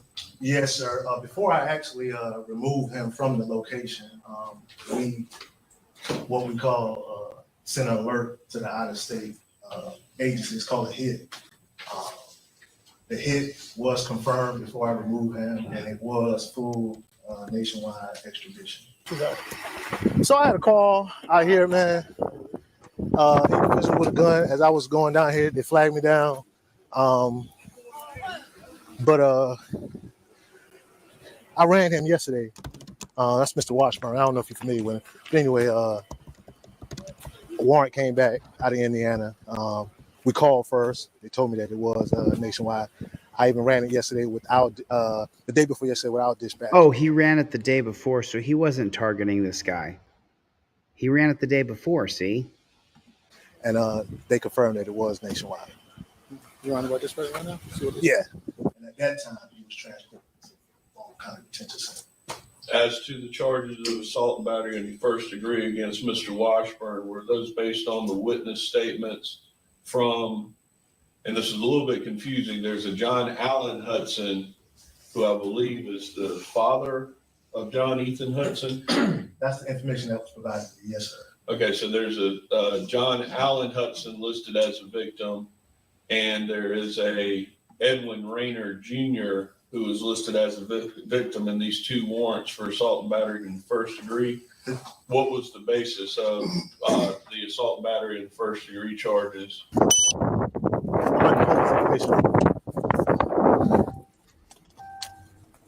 What's the warrant for? Out of Indiana? I think he got like 6 of them, but I remember one of them like possession of cocaine. Oh.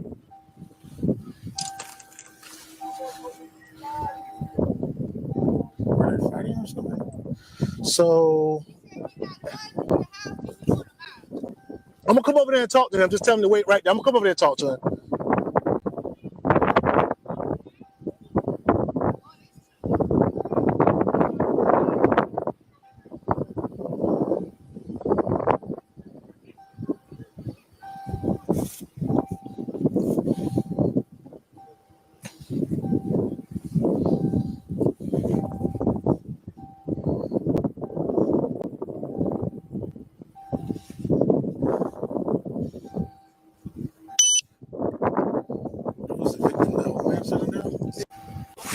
Isn't that his name, date of birth? Joshua Burns.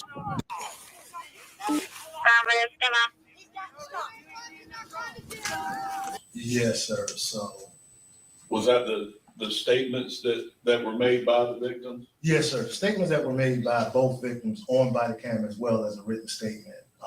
And I took that information back to a magistrate judge, told him everything I had, and I was advised that I had probable cause for arrest warrant for assault and battery first. Please.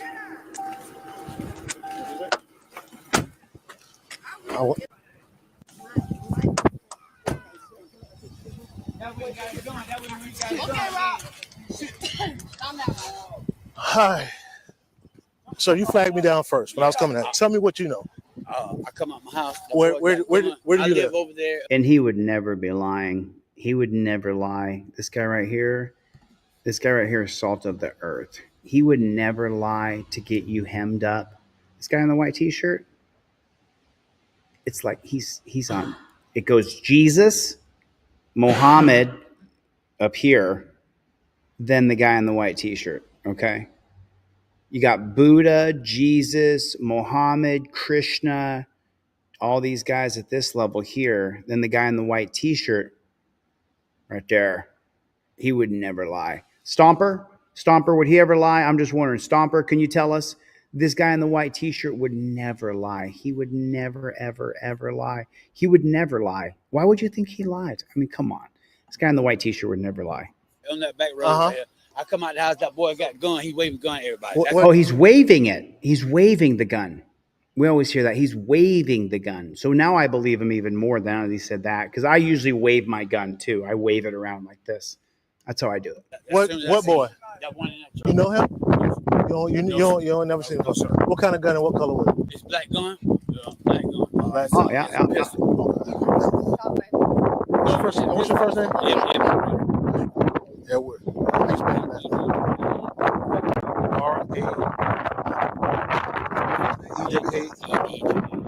Get a wind guard. Come on, Copper. What's your date of birth? 3/26/83. Stomper.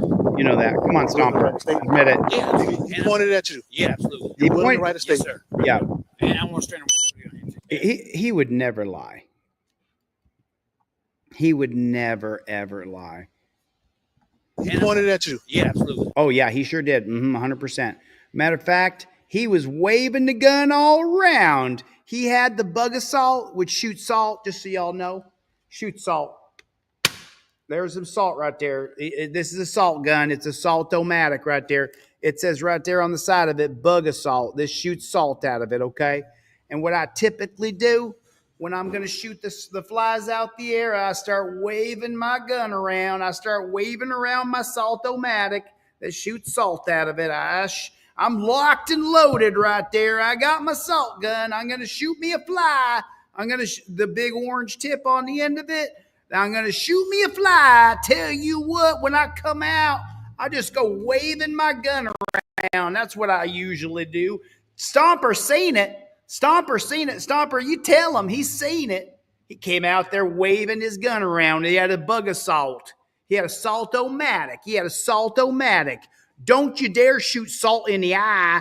Don't shoot it in the eye. I got my bug of salt right there. It's a bug of salt. Any flies come around here, boy, I go waving my gun around.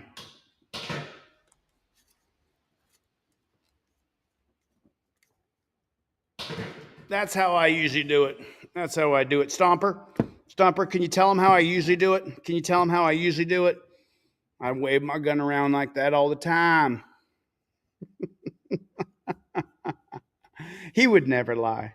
You're willing to write a statement? Yes, sir. Oh, I'm willing to write a statement right now. If you just put him in cuffs and take him out of here, then you done my bidding for me, and I'll sign anything you need me to sign. And I want to straighten Answer any questions the defense may have. All right, you said that you were called out there by, was there a call made to 911? I don't know if it came in through 911 or if it came in through the non-emergency number, but Central Dispatch did advise me to that location, as well as I was approaching that location simultaneously as I was being dispatched. And I saw the large crowd at the end of the road, so I knew at that time something was going on. And then dispatch also gave me the call. So did you know who was involved Before you stopped? No. You didn't know who was involved? No, ma'am. When dispatch gave you the call, they didn't tell you who was involved. No, ma'am. And so when you pulled up there, you saw there was actually a crowd. There was a crowd of people on I guess 2 sides of the street. Yes, ma'am. There was some people that were standing at the intersection and some people that were standing across the street in the median, in the divider. Yes. And you approached the people in the median first? Yeah, you did. You walked right up to him. I can't remember who I. Oh no, you did, pig. You did, pig. You lying pig. You're lying on the stand. You recall that you asked. Just so you know, this video is called Captain C. Marshall Higgins lying on stand with his body camera footage as proof. So the pig on the stand is lying from beginning to end here. He's a lying jackboot thug pig. Put in the comment section if you would, please, for me. Who had called law enforcement? JBTP. I think I did, or I could have done that. All right. I think the guy who called in and said he was willing to sign a statement, I think he did it. Did you actually talk to a woman? Did you recall her name? I've talked to several females out there. I seen it. I did. I talked to women out there. Yes, ma'am. The woman who said I seen it. I seen everything, Stomper. I seen it. that she saw a fight happen between Mr. Edward Rayburn and somebody else. I talked to a female that gave me a statement. If you're talking about that female, The one who was telling you about the fight between Mr. Rayburn and she didn't identify the second person. I talked to women out there. I got a statement from a female witness, Ms. Baker. Ms. Baker gave me some information. Okay. And you talked to Mr. Rayburn? And I'm sorry, Rayner. I talked to Mr. Ed Rayner. Yes, ma'am. All right. And did he tell you about being in a fight with anybody? He told me that someone pointed a gun at him. That's what he told me and threatened to kill him. So he never told you about being in a fight? I don't recall him saying that. I would have to review my body camera video.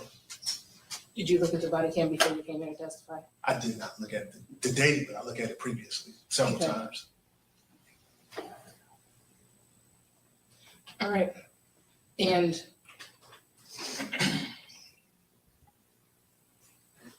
so after you talked to Mr. Rayner, what did you do? After I talked to Mr. Rayner, I was advised that Mr. Washburn was wanted out of state, and I told the victim to stand fast, and I walked over to Mr. Washburn and attempted at that time to place him into custody. No, you put the cuffs on him. Did you already know that Mr. Washburn was wanted out of state? Well, I didn't. I was told he was, but No. You said on camera a second ago, lying pig, that you looked it up. I mean, did you hear it? Did you hear it a second ago? We saw on body camera, he told the other pig, hey, 2 days ago, I looked it up. That's what he said. That's what he said. Oh, shit. I'm sorry. The cops are going to tell me what I heard and saw. Yeah. The prosecutor's going to say, you know what we saw on camera is not what we saw on camera. Then we're going to bring in some listening experts, and the listening experts are going to tell us, you didn't hear what you thought you heard. You heard what you wanted to hear. You didn't hear what was actually said. He didn't say he looked up the warrant 2 days ago. So what he's saying on the stand here doesn't match the video because you're having a hard time interpreting what hearing means. We will determine what you heard. Okay? I mean, I think he's lying here, but I need to talk to an expert. I need to talk to an expert and make sure that I'm hearing it right here. Was wanted out of state? Well, I didn't Washburn and attempted at that time to place him into custody. All right, wait a minute. Did you already know that Mr. Washburn was wanted out of state? Well, I didn't. I was told he was, but I wasn't for sure, so I had to confirm it through dispatch. Oh, he You wasn't sure. confirmed that at that time? I did. Okay. Okay. He's lying. He's lying. He's lying. He's sitting there lying. We just saw and we heard it ourselves. He's lying. Now, why were you confirming about Mr. Washburn? Because at the time that you arrested Mr. Washburn, nobody had identified Mr. Washburn as the person who assaulted Mr. Rayner. I don't understand your question. When you were arresting Mr. Washburn. Captain Maurice Higgins is shown lying on the stand by his body camera. He twists, changes the order of, and omits events to get what he wants. What does he want, though? What does he want? Look here for more information on the prior encounter. Where's the prior encounter? Is there more information? I'm not sure. I can't do a full investigation with you guys on the live stream. Can't do it. Oh. Uh-oh. Excessive force at San Jose State Library. Give it a like here. This came out 5 years ago, huh? Let's take a look, see what happened here.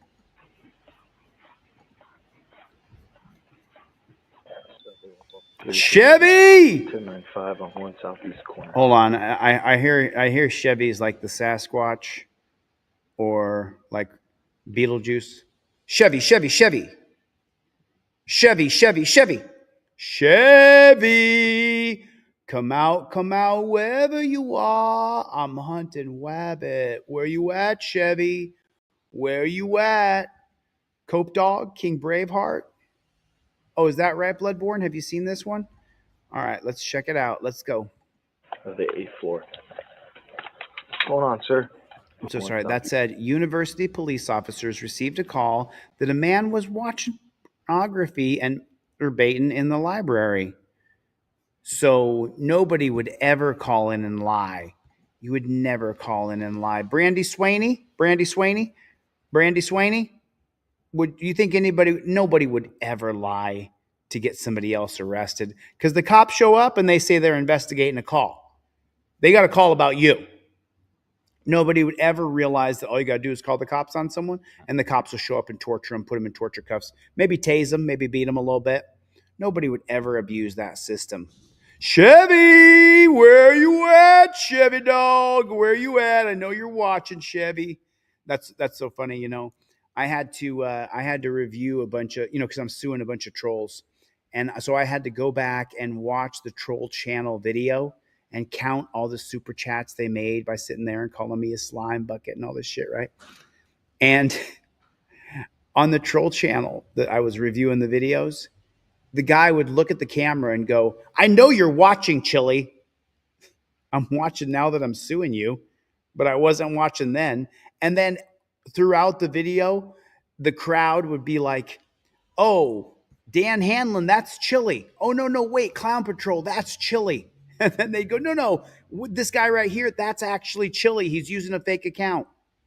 And it was just like, no, I'm not watching your stupid fucking video, troll. So it's like, nobody would ever lie. Nobody would ever lie and use the pigs to hurt somebody else ever. East corner of the 8th floor. What's going on, sir? Well, he's certainly not jerking it there. Not much. Not much? Yeah. You have your ID? I can't find it. Give me your legal name so I can find you. My legal name? Well, my government name? In California, have you ever had a driver's license? Have you ever had a driver's license or an ID card? Satan for Earth. What? Satan for Earth. That's your name. I need your name. Or I'm going to take you to jail. Of course, you're going to take him to jail anyway, bro. I just told you what my name is. Satan for Earth is not a name. What's your birthday? My birthday is Take your hat off. Oh, my birthday is going to occur whenever you tell me it will. It hasn't occurred yet. So there's no way he could be mentally ill. I mean, because, you know what I mean? Someone who tells me that their name is Satan for Earth or Satan for Day, whatever he said his name was. And then surely when someone says, hey, what's your date of birth? When they go, whenever you say it is, that guy's mentally competent. You know what we should do? We should beat the shit out of him. We should jump on top of him with sticks and we should beat him. Let's beat him, beat him, beat him, beat him. Just pull out your stick and crack him. I need you to stop fucking around and give me your birthday, or I'm gonna Ooh. take you to jail. You're about to get just a citation, ask to leave the library, but if you keep this up, I'm gonna book you in jail. The citation. I need you to stop fucking around and give me your birthday, or I'm gonna take you to jail. You're about to. I need you to stop fucking around and give me your birthday, or I'm gonna take you to jail. You're about to get just a citation, ask to leave the library, but if you keep this up, I'm gonna book you in jail. Do you understand? Oh, he's going to do more than book him in jail. He's going to beat the snot out of him. Life under the microscope. If you want to microscope something, I got life under the microscope in the room here. Why don't you microscope this, buddy? Okay? Microscope this life under the microscope. Do you have understanding? Yeah. What's your birthday? I can change it so. No, give me your real birthday. I don't have one. I swear to God. I was never born on any day. I don't got no birthday. Stand up. Look at his jaw. Watch this guy's jaw. He might be on chemicals here. Birthday. Watch his jaw. Don't have Just watch his jaw. one. I swear to God. Stand up. Stand up. See that? Okay, it's Stand up. stand up. Yes, sir.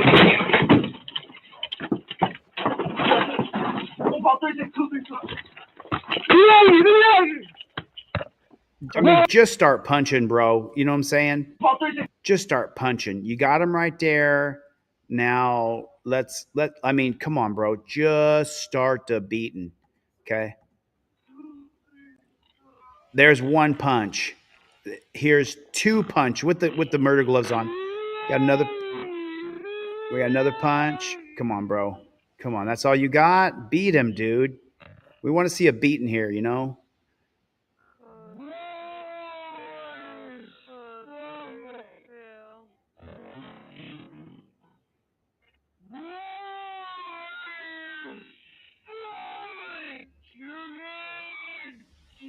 Got his knee right on his chest. Perfect. You know what I'm saying? Put the knee right in his chest. But his haircut looks good. That's a nice fade. Drop a knee, bro. Drop a knee. There's the knee drop. Way to go, champion. Did you see it? Did you see it? There's the knee drop. Let's see it again. Bring your body up and there's the knee drop. Oh, yeah, dog. Oh, yeah. That's true pig form right there. That's a left coming down. Bam! You don't got no birthday? Take one of these. Boom! Right hand's coming down. You ain't got no birthday? Left, right. You ain't got no birthday now. Boom! Come on, another one. Come on, get a face shot. Clear it. Yeah, boom! Yeah, get a fist back. Cock it back further, copper. Can I get someone else in here to kick him in the head? I need backup to punch this guy in the head for me, please. You know, he is covering up his head and all that, but he's resisting. Come on, we need more punches here, Copper. Come on, come down. Oh, is that a murder glove touching the other copper? What are you thinking, Piggy? Be touching another copper that way. Come on, beat him, dude. We need to see a beating here. You know what I'm saying? It's for officer safety, says Luke. Knee drop right there again. Don't miss it. There's a knee drop right there. Oh, yep. Grab him by the neck. Yes. Slam his head on the. Oh, he's leaking. It was the left, right combo that got the leak. So he's leaking all over the library floor because he told him he didn't have a birthday. That son of a bitch. He doesn't have no birthday. You got a birthday now. We're here screaming, so he must be getting beaten. But the body camera's perfect. They work great.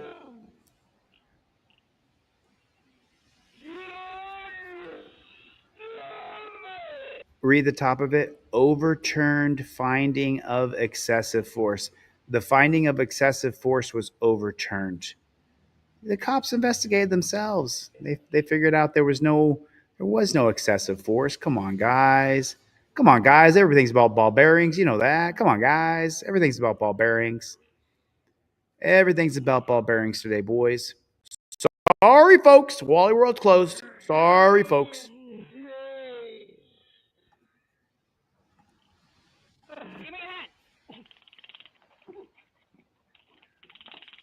Yeah, shit. I mean, let's watch that, you know what I'm saying? Let's watch that back in slow motion. You know, let's he's bleeding here, okay? Copper asked for his hands and he didn't get it. Okay, so we can see the dude's got a gouge. So he pulls up the nose is busted open, head's busted open. Guy looks like he's completely deranged. Pull that fist back. Okay, you're a full mount. He's got full mount over the guy, so the guys can't fight back. Oh, there it is. Yeah, drop that knee. Come on, bro. Yeah, come on, bro. Oh, yeah, get it. Booyah! Yeah! Score one for the blue. Booyah! Oh, that was only two? You got to get a third. Him screaming and come on, guys. Him screaming and crying, don't worry about it. You know, he said he didn't have a birthday. Okay. Do you back the blue or not? Okay. Do you back the blue or not? I just want to know. Do you back the blue or not? Are you a big blue backer? Who's the blue backers around here?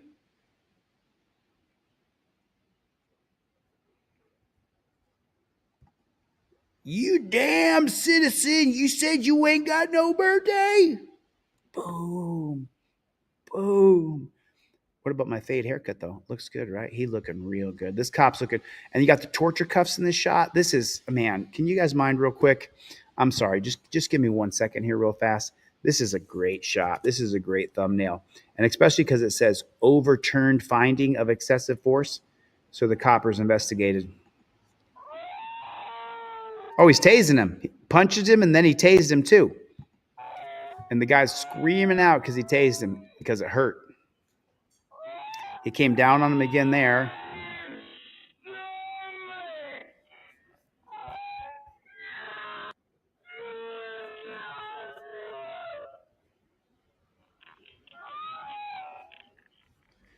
Don't worry about him squealing, okay? He's a bad guy. Don't worry about the squealing, all right? That's what bad guys do. They squeal, okay? The good guy's the guy in blue, all right? The good guy's the guy. He's got that taser. He went for, whoa, dude, right there. Do you see that right there? He's going for his taser. You know what needs to happen right here? He better pull out his firearm, put it right up to him, and boop, boop, boop. You know what I'm saying? Wave it around a little bit first, and then take him out. Don't let him grab your taser like that, Mr. Good Police Officer who everybody loves and respects, okay? Everybody here backs the blue. We're big blue backers. So he's grabbing your taser, bro. He's grabbing your taser. Okay, here we go.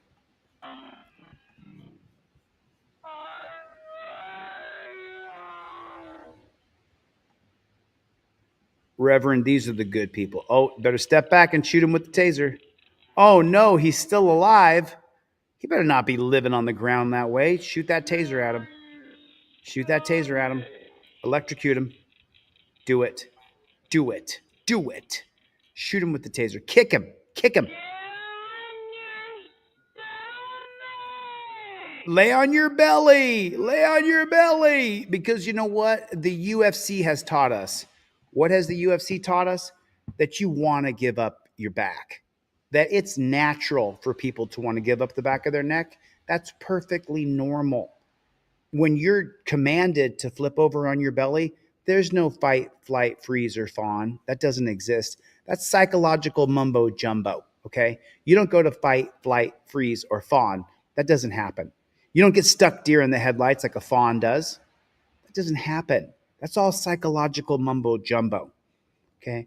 We all know from 25, 30 years of UFC now that it's normal for me to turn around and give up my back. Of course I want to give up my back. I've watched plenty of UFC fights where the first thing the guy wants to do is, hey, take my back. That's totally natural. Everybody knows it. The police will explain to you how it's totally natural that you give up your back. When there's guys standing over you, punching you, kicking you, tasing you, and then they say, turn over, make yourself completely vulnerable. Everybody knows that we want to do that. Of course I do. Of course I want to flip over and lay on my belly. Of course I do. Oh yeah, Clown Patrol. YouTube, United States government. YouTube, United States government. They can't wait. They can't wait, y'all. Tell you what, you son of a bitch.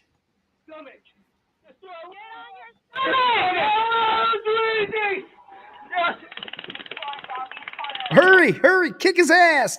Kick his ass, Seabass. Get in there. Yeah, that tasing. He's getting shocked with 50,000 volts. That makes me calm right down. Get on your stomach! No! Give me your hands! Hands!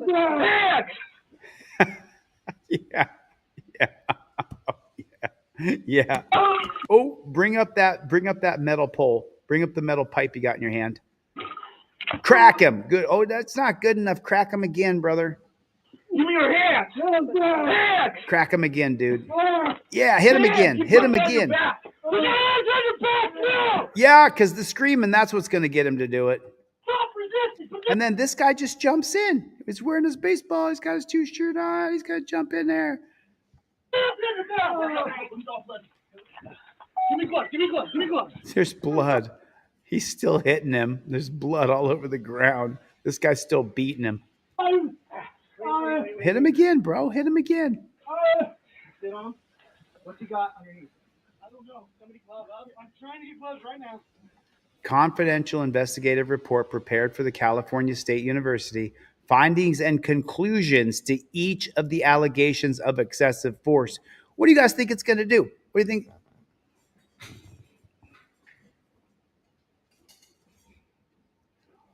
What do you think the conclusion is going to be, boys and girls? Let's see what the conclusion is. Let's see what the conclusion is, okay? Let's check out the conclusion.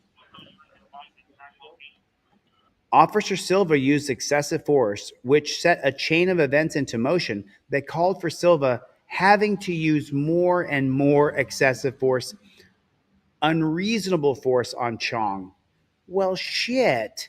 Let me show you what it says here. Let me get rid of that. Okay. So it says here, Ruben Mora, Denny, do you see this? I hope you morons are paying attention to what the police narrative is. This is the narrative. What's wrong with you? Don't act like you're some sort of cop expert. We'll bring in our own to tell you what you've seen.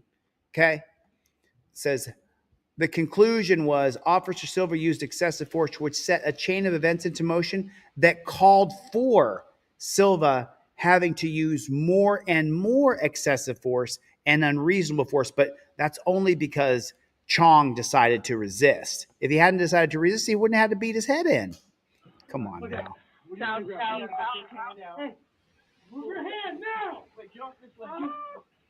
Officer Silva's excessive use of force put Officer Silva, Chong, and other officers, students, and members of the public in danger. You move. Yeah, give me. Get that arm out. Hey, Tony, roll it in. Hey, Southeast corner of 8. In sum, I find that Officer Silva engaged in excessive force in violation of UPD policies. Dude, he's still alive, though. Come on, cops. I mean, come on. You guys are letting me down, okay? Okay? Yeah, peace upon you, sir. I have reported you to my mosque. Oh, no. Don't do that. Don't report me to the mosque, whatever you do, Brett. Oh, man. I mean, Jonathan Rogers, like, come on, man. Come on. All that, because he said he didn't have no birthday, okay? He said he didn't have no birthday. I mean, what I'm disappointed about is this guy's still alive. Couldn't the cops have stomped his freaking head in all the way? He's still breathing. You know what I'm saying? Those cops could have done us a solid, made this a solid snuff video, okay? A solid snuff video.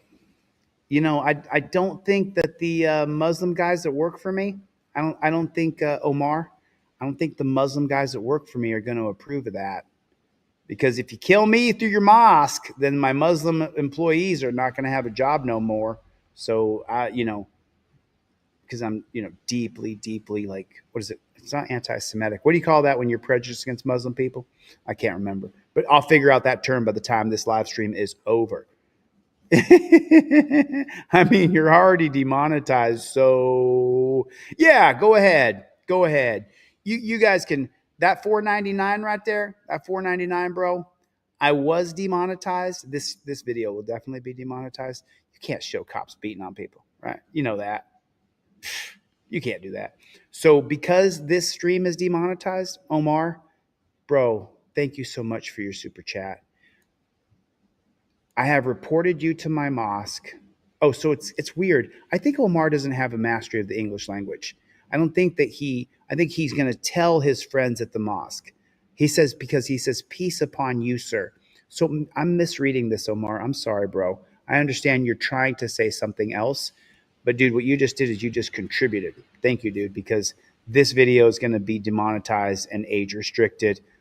Oh, is that what it is, Rago Monkey? I want to be as bigoted as I can. You know what I'm saying? Because as you know, Rago, I'm a great big racist. I love being racist. It's my favorite. It's my favorite. I love racism. I love it. With more racism, we'd be a better country all the way around. You all need to stay with your own kind. Hey, Rago Monkey, don't be coming to my chat with that color you got right there, okay? You only go to your chat where you got the same color you got. Ain't no mixing of races around here, right? He's still breathing. He's still breathing. Come on, cops, you let me down. Yeah, that's my favorite. I'll go that fast. He's crying, huh?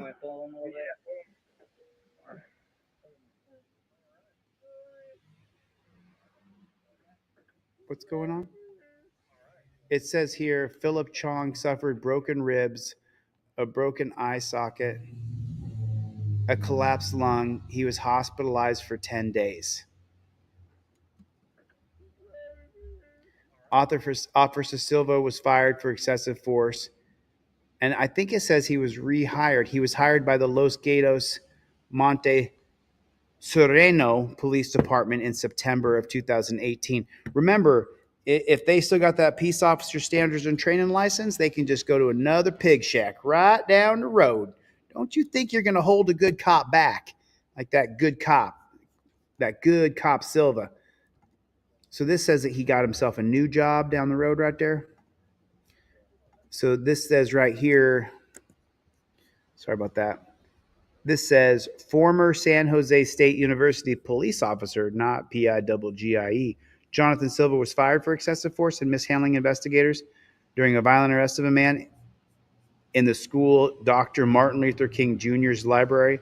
Silva's firing was overturned on appeal, but then he resigned and, in a sense, been hired at Los Gatos Monte Sereno police officer.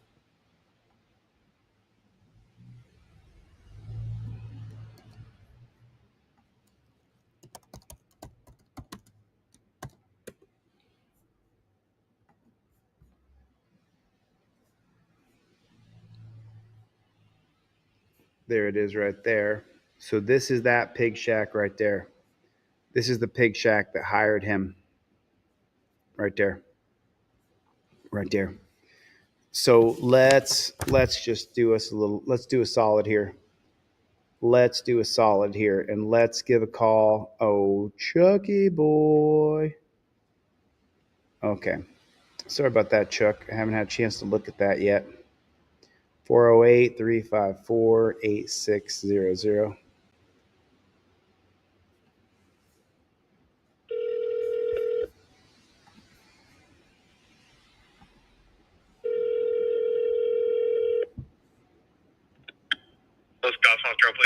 I'm sorry, how you doing, sir? What's your name again?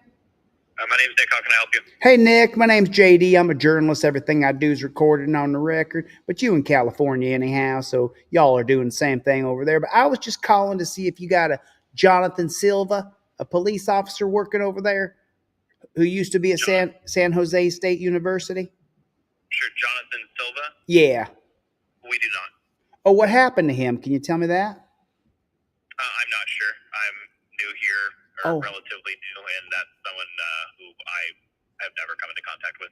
Oh man, there's a great video of him upholding and protecting and back in the blue. And he took this guy named Mr. Chong and he cracked his ribs and put him in the hospital for 10 days. And we was all watching it and we was all screaming, back the blue, as he was beating him senseless. And then it said he got a job over there. So I just thought I'd give us a call over there and see if maybe he's still working there. And if he's not working there, maybe you know where he went. We'd like to track him down and tell him we're proud of him. Only thing is, he didn't actually off the man all the way. And so we was wondering how come that. I need you to hold for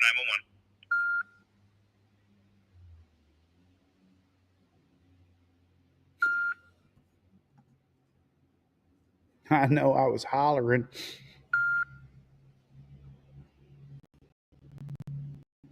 Liberty Blair.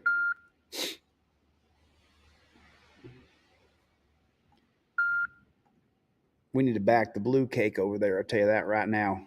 I'll bring him over back the blue cake, and I'll tell him right now that we respect and we love him. We back the blue. All right, Hardened Modern Family, what's going on over there? Appreciate that, Jet Media Visuals. I appreciate that. Thank you. I appreciate the support. I'm always looking for a good cop video. If you guys got yourselves a good cop video, send me one on over now. Get it in. Get it in there. I need a good cop video. I need a good cop video. Gloria sent me a video. That's Bay Area transparency. What's that? Am I still there? Come on now. Come on now.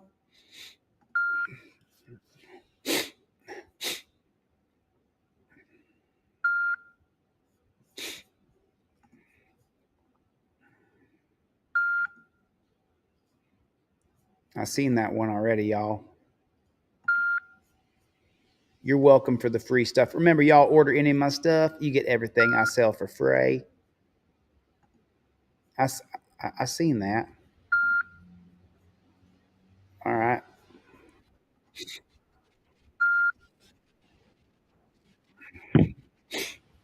So here's some different stuff here, because let me tell you something. We back the blue around here. You posted on Team DLZ. Let me just say this to y'all. I'm going to make a Team DLZ video. Mr. Benson, sir, thanks for coming. But let me tell you something. And I tried to make this video last night, but I swear to God, I made the video last night to post on Team DLZ. And my phone, they said, supportapple.com to restore your phone. I made a video last night to put on teamdlz.com. I'm just going to tell you guys, are any members of Team, because I have a website called teamdlz.com. Let me tell you guys something. Constitutional Law Scholar, the game, is dope. It is unbelievably dope. It is a way you can learn case law, you can learn history, you can play with your family, your kids, you can put it in a classroom. I have invented a very badass game. And everybody's going to be able to screen record this, and they'll take a little clip of this and say, you remember on January 26, 2025, where Chili sat there on camera and said he made a badass board game? I actually really did. And people will say, oh, don't put tickets on yourself. Like, oh, look how good you are. No, I'm not. This came out of them throwing me in the hole in the dungeon for 5 days. And when I was in the hole, I'd had this concept for Constitutional Law Scholar, but I hadn't flushed it all the way out. And then when I was stuck in that hole for 5 days, you have a choice. Use your brain or go fucking crazy. So I figured out the entire concept of Constitutional Law Scholar, and I have created, for those of you who back me on Team DLZ, teamdlz.com is a paywall website where the money goes to me. YouTube China doesn't take 40%. I get all the money. For all the haters, it's thousands.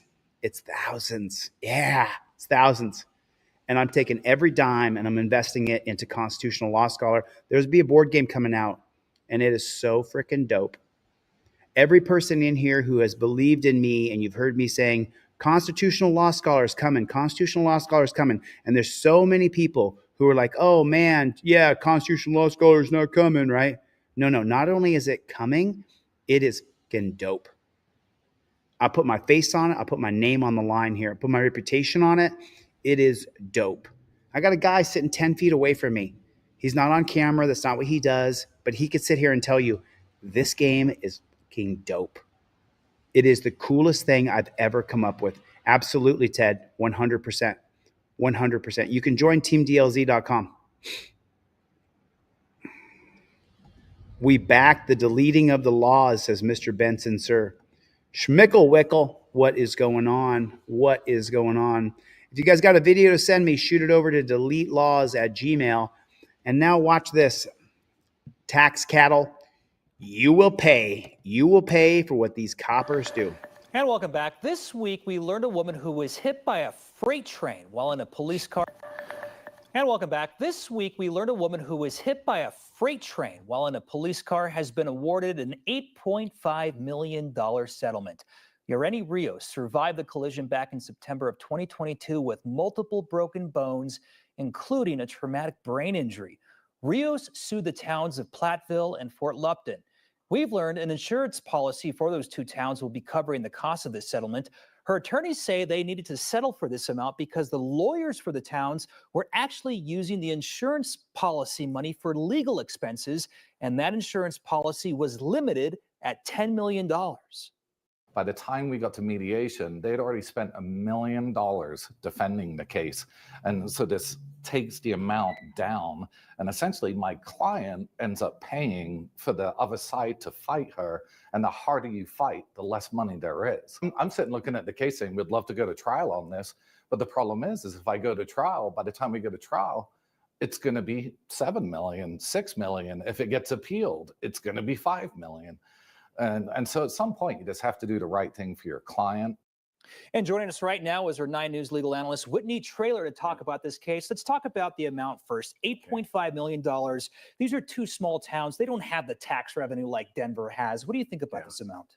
Well, I think it's reasonable. I mean, when you see this case, honestly, I'm surprised it could have been more, but understanding, as the attorney just said, the type of policy that it was, like they have this Pac-Man clause. So essentially, the folks defending the company or the police departments, their fees are paid out of the insurance policy. So as he was saying, the more that they spend on defense, the less there is to be available. But here, I mean, this was a real tragedy because keep in mind, there's something called the single recovery principle. So she can only sue them once. That's all she can get. And so, she may have damages ongoing. I mean, this is going to be, she was in the car, in handcuffs, couldn't move, saw the train coming, was screaming.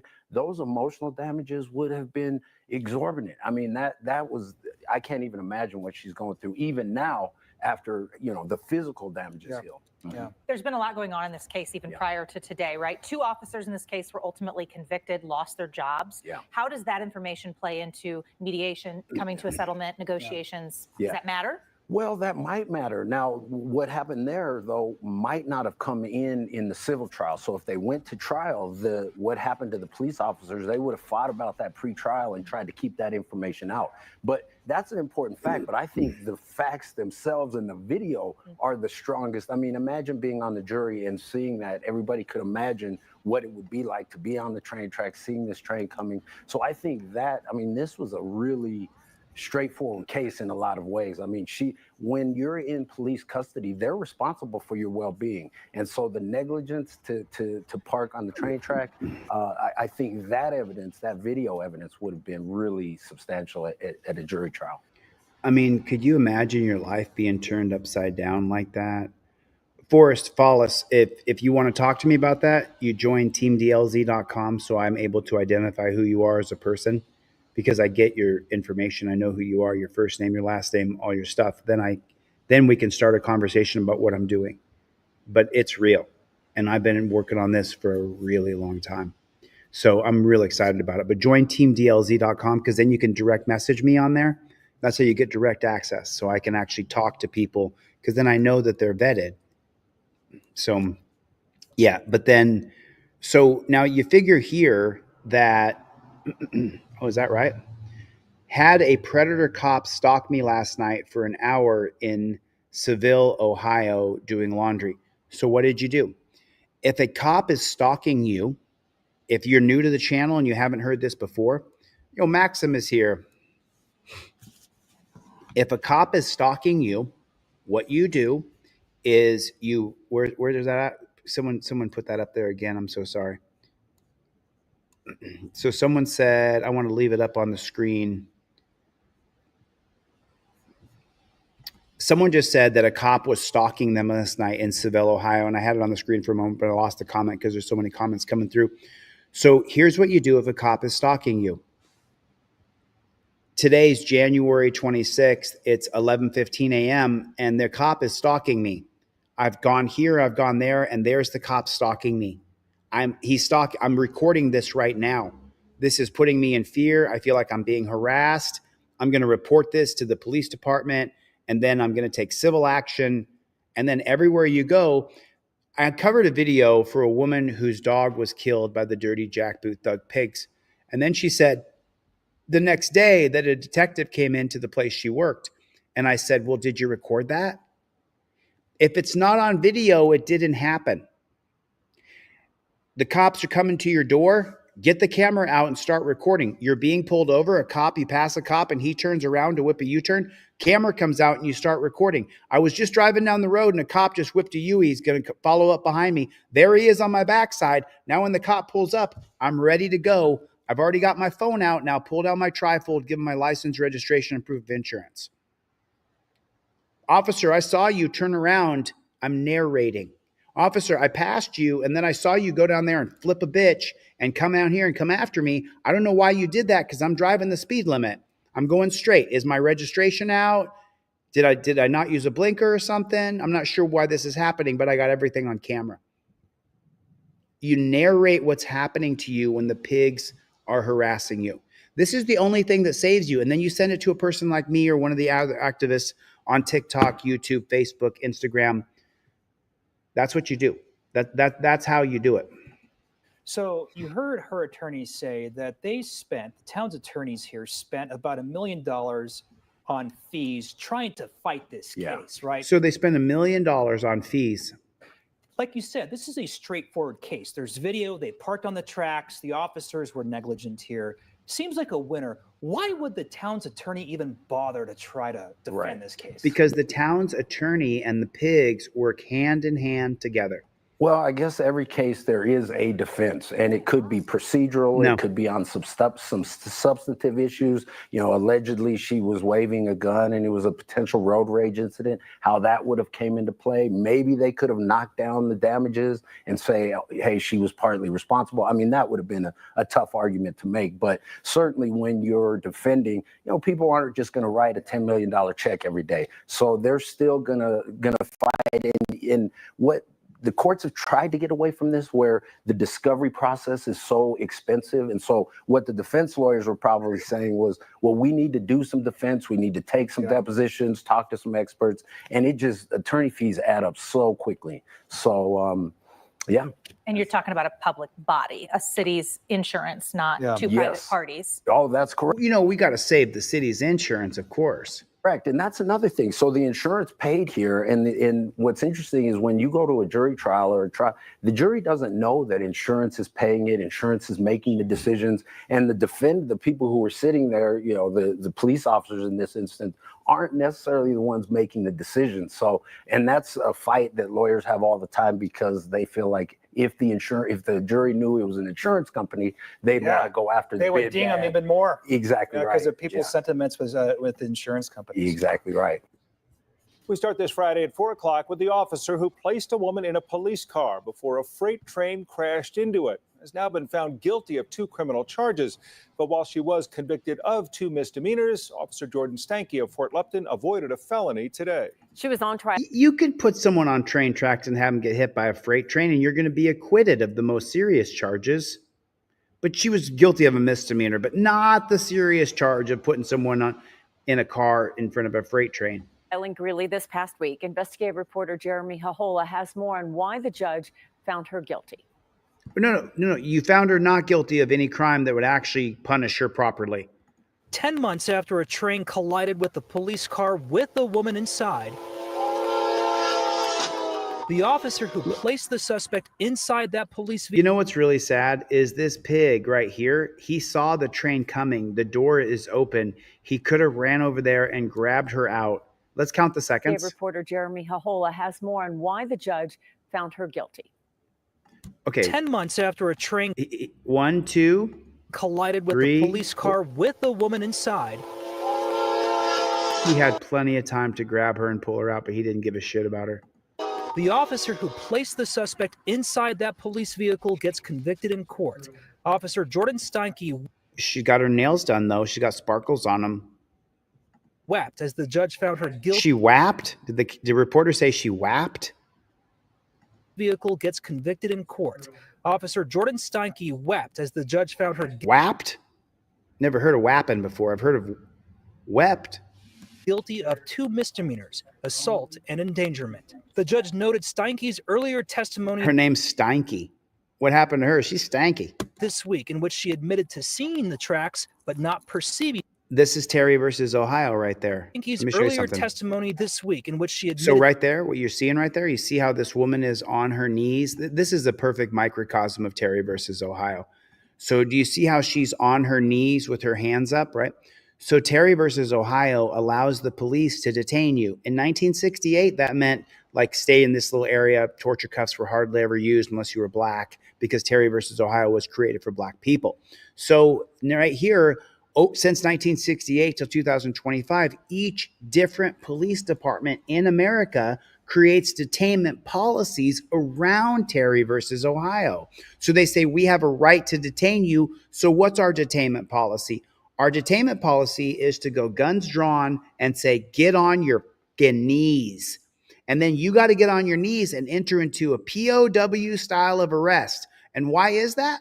Because your local pig shack created the policy. It's part of our policy, see?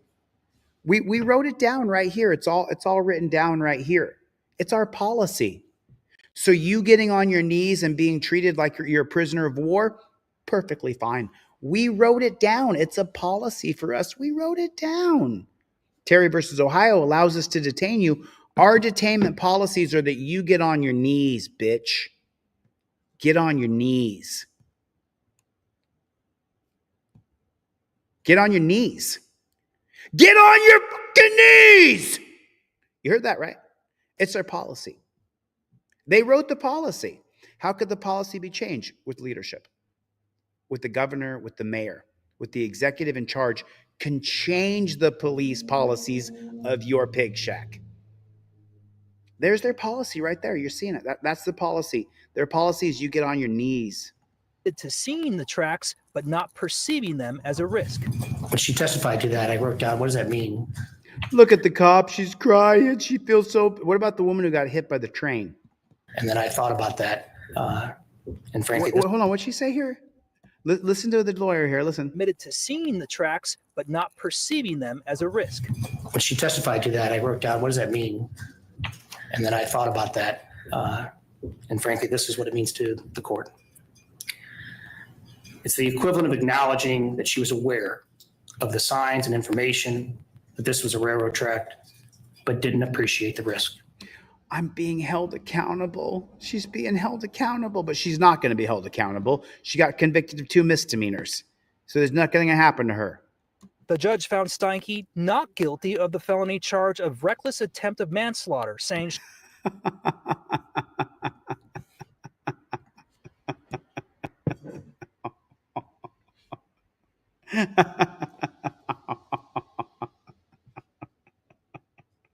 the judge found her not guilty of the reckless attempted manslaughter.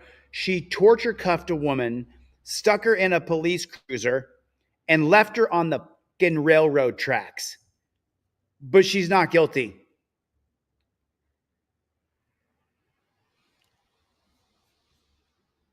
I'm biting my lips. I'm biting my lips. Lunatic Fringe said it right there.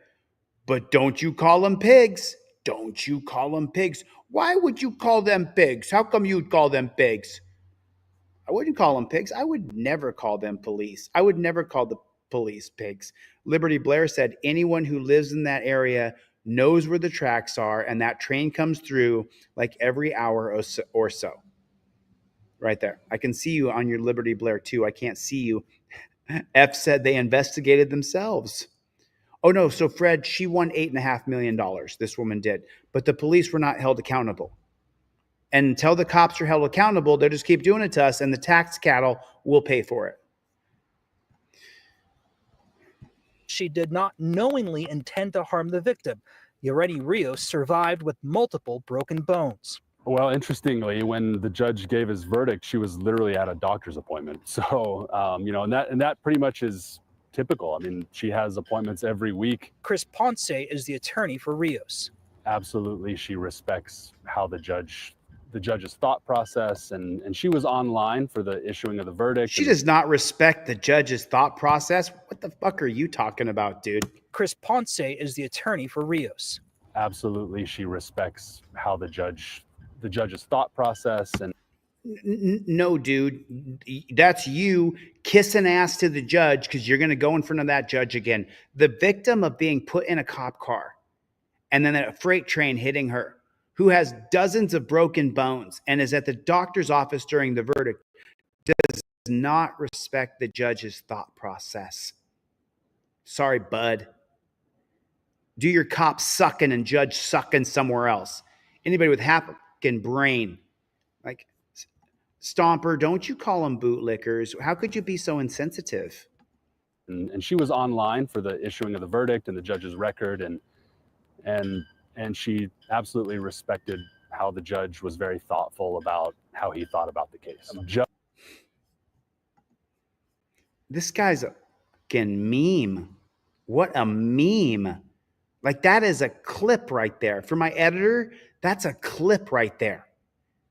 She absolutely respects the judge's thought process and what the judge thought. The judge found the cop not guilty of the felony attempted manslaughter, but my client completely respects that decision of that judge. Who the fuck are you talking to, bro? What do you think? We're that fucking stupid, dude? We respect. No, we don't. No, we don't.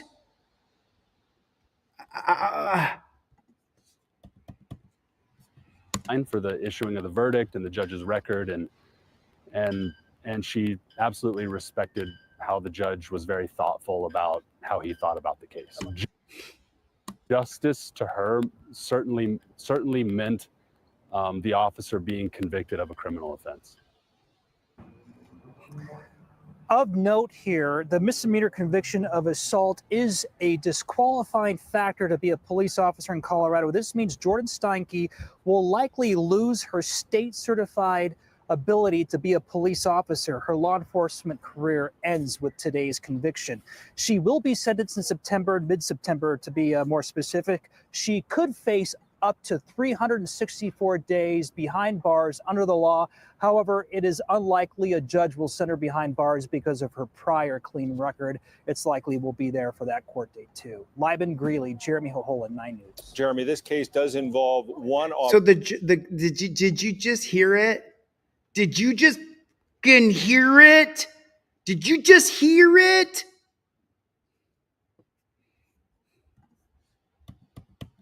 $64 days behind. More specific, she could face up to 364 days behind bars. The cop could go to jail for 364 days for the misdemeanors. Under the law. However, it is. But, she's a pig, and judges are so important because how many tickets the pigs write, and then the DA works with the pigs, and then the judge works with the pigs, and the pigs come in and say, hey, we need a no-knock raid warrant because we're sure this guy's a chemical dealer. And then the judge signs off on that no-knock raid warrant, and this is the pig whose captain came to the judge previously, and the captain will go to the judge and say, hey, man, you're not going to put my pig in jail, are you? Hell no, I ain't going to put no piggy in jail. It is unlikely a judge will send her behind bars because of her prior clean record. She had a prior clean record. She was a pig. So, she doesn't got to pay for nothing. She's good. She's good.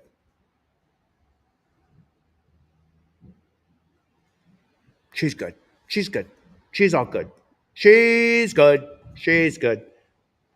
I mean, might as well finish it. It's likely we'll be there for that court date too. Liban Greeley, Jeremy Hohola, 9. Now listen to the back and forth of the state-run media. Listen to the back and forth of the state-run media. And I haven't seen the end of this yet, so let's see if they just lather on the bullshit. Let's see. Jeremy, this case does involve one officer's role. Will this case now affect the other officers who are also facing some charges as well? No, we got them. You know, she was already found guilty. The other ones, they didn't put her on the train tracks. They weren't negligent at all. Yeah, the other officer involved here is Platteville police officer Pablo Vasquez. It was actually he who parked his patrol unit on the train tracks. He is facing several misdemeanors, so I would anticipate his defense attorneys are likely going to expect some sort of, potential conviction if he goes to trial. That case could end in some sort of plea deal too, so we'll see what happens. That case could end in some sort of plea deal too. So he's saying that the case is going to end in a plea deal where he pleads guilty to a misdemeanor. Don't you do it again. Some resolution today. More. Don't you leave your car on the train tracks again. And the state-run media gives no pushback. They don't say, man, how is nobody being held accountable for this? How is nobody being held accountable? But let's check out what the actual whole deal here. County dementia patient who was arrested back in October. So I skipped it. I skipped it because I'm running out of time, but I want to get a couple more in before we get out for today. Alleged shoplifting among several other charges. Well, this morning, those charges were dropped and new body cam footage with audio of that incident revealed. LEX18's Kaylee Randall was back in Danville to sit down with the man's attorney and relieved wife to get a deeper look into how this happened. And we want to warn you, the video you're about to see may be disturbing to some viewers.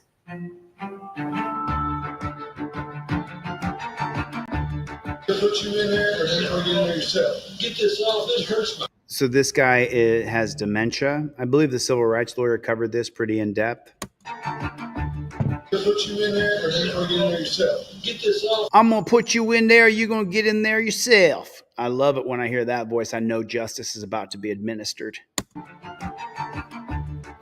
you in there, or you're gonna get in there yourself. Get this off. This hurts my feelings. What are you doing? That is John Hardwick on a Danville police officer's body cam. The 66-year-old Danville man with dementia was arrested at a Walmart on October 15th for alleged shoplifting and public intoxication. Today in Boyle County Court, all charges were dropped and the case dismissed. John's wife, Cindy Hardwick, was in the courtroom. I can't believe it, and I give God the credit. What? My God is a big God. What? Your husband got torture cuffed and arrested, and he has dementia. And thank God? Really? I'm confused. And I prayed this morning, it's all in your will, Lord, and I know you'll take care of it. Yeah. They tortured my husband, took him to a dungeon. Thank God. Thank God that happened. And he has. Yesterday, we shared with you the Walmart security footage of 3 Danville police officers taking John to the ground. Then the video appears to show an officer hitting him several times. Now, a different angle of the incident with audio from the officer's camera. What are you doing? Put your hands behind your back. Put your hands behind your back. Put him on. What are you doing on the ground, buddy? Take him to the ground and punch his face in. Oh, God. Put your hands behind your back. Do it now or you're going to get taken. Punch. Oh, God. Thank God. You know, I prayed to God that something would happen for my husband. Thank God these cops beat the shit out of him, put him in torture cuffs. Thank you, God. I'm so grateful. Thank God this happened.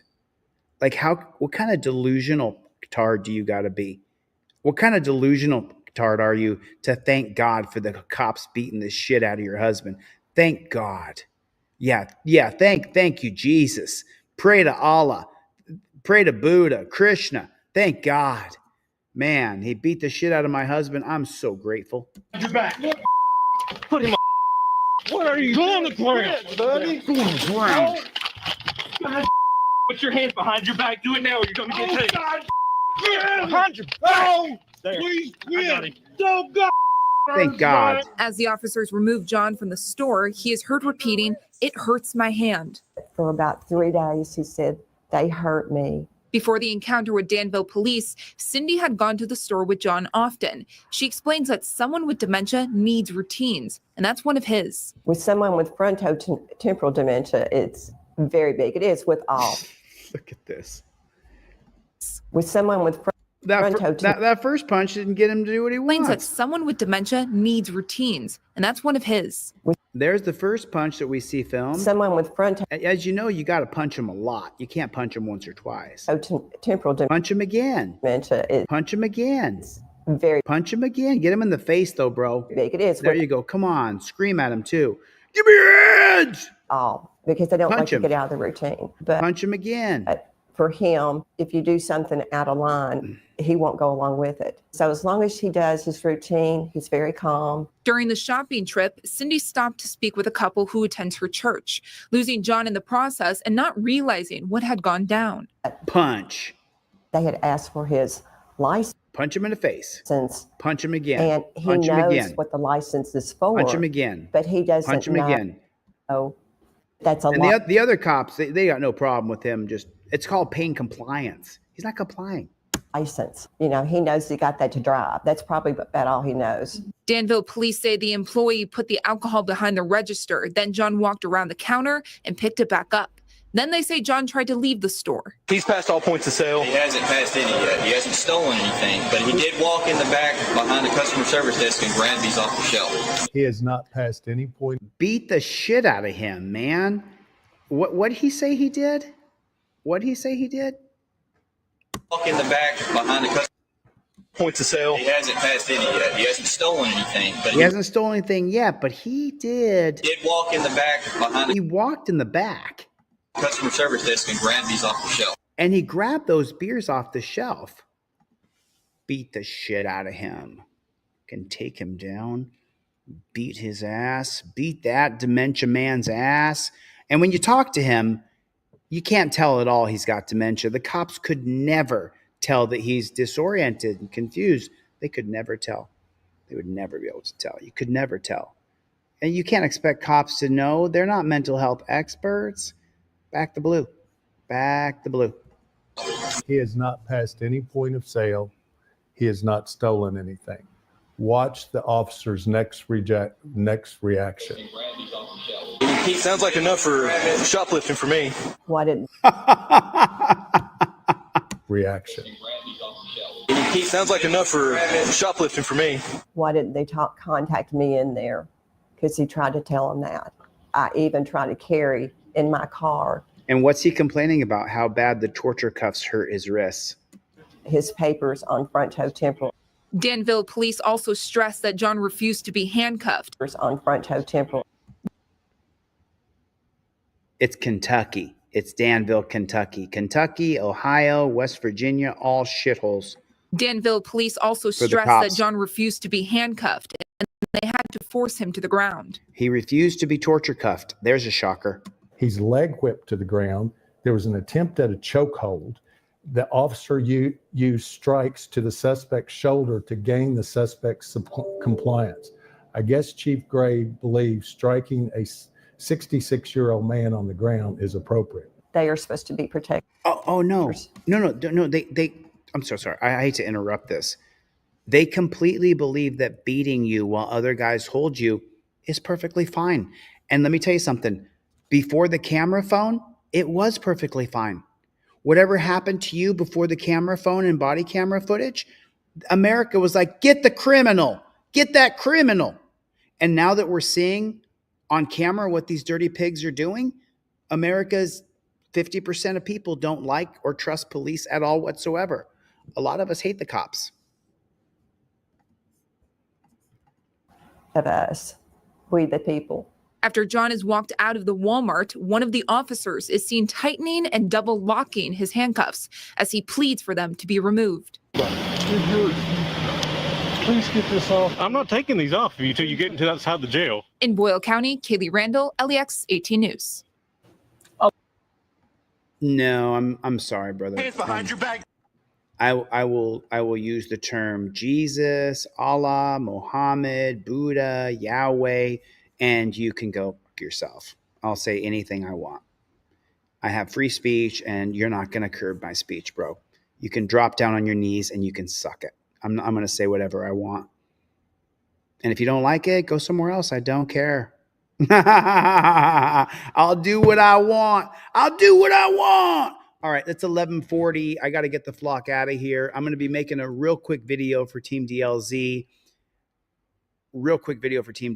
I've got to download a bunch of stuff. Oh, FAPA is still here. First Amendment Protection Agency, everybody. Get over to FAPA and watch a few of his videos. He's one of the most prolific First Amendment auditors of our time right now, getting out there.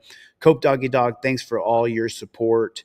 Appreciate you, man. Chevy! Didn't see you, Chevy. Maybe you'll pop up here. Liberty Blair, what's the matter, you? Charles, thanks for coming around, man. Mr. Benson, sir, appreciate you. Stomper, I seen you in the chat. I seen ya. Brandy Swaney, seen you in the chat. Haven't seen Jessica Kerstad in a while. King Braveheart was here earlier. Jeff Bacone is here. You guys are waiting for posters. I picked the posters up on Tuesday.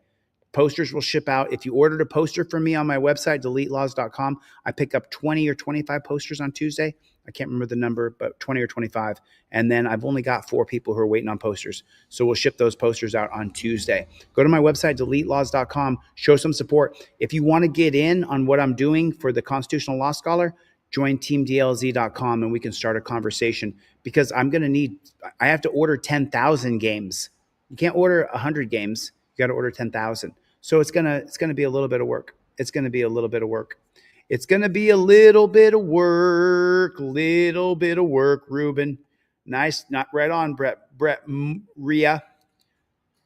Yeah, Brett, I've emailed you a few times, man, to talk about what happened with your poster, but I know that you got one 100%. I know you got one. What is going on? Peace to you, Clown Patrol. What's going on? Buzz Purr. Jersey Steve. So listen, when I send off free trifolds, because if you order a trifold from me that you pay for, it costs $11 for shipping and handling. I don't get a dime of that. It costs $11.20 for shipping for priority mail with a tracking number. If I give you out a free trifold, I just stick it in an envelope and ship it out to you.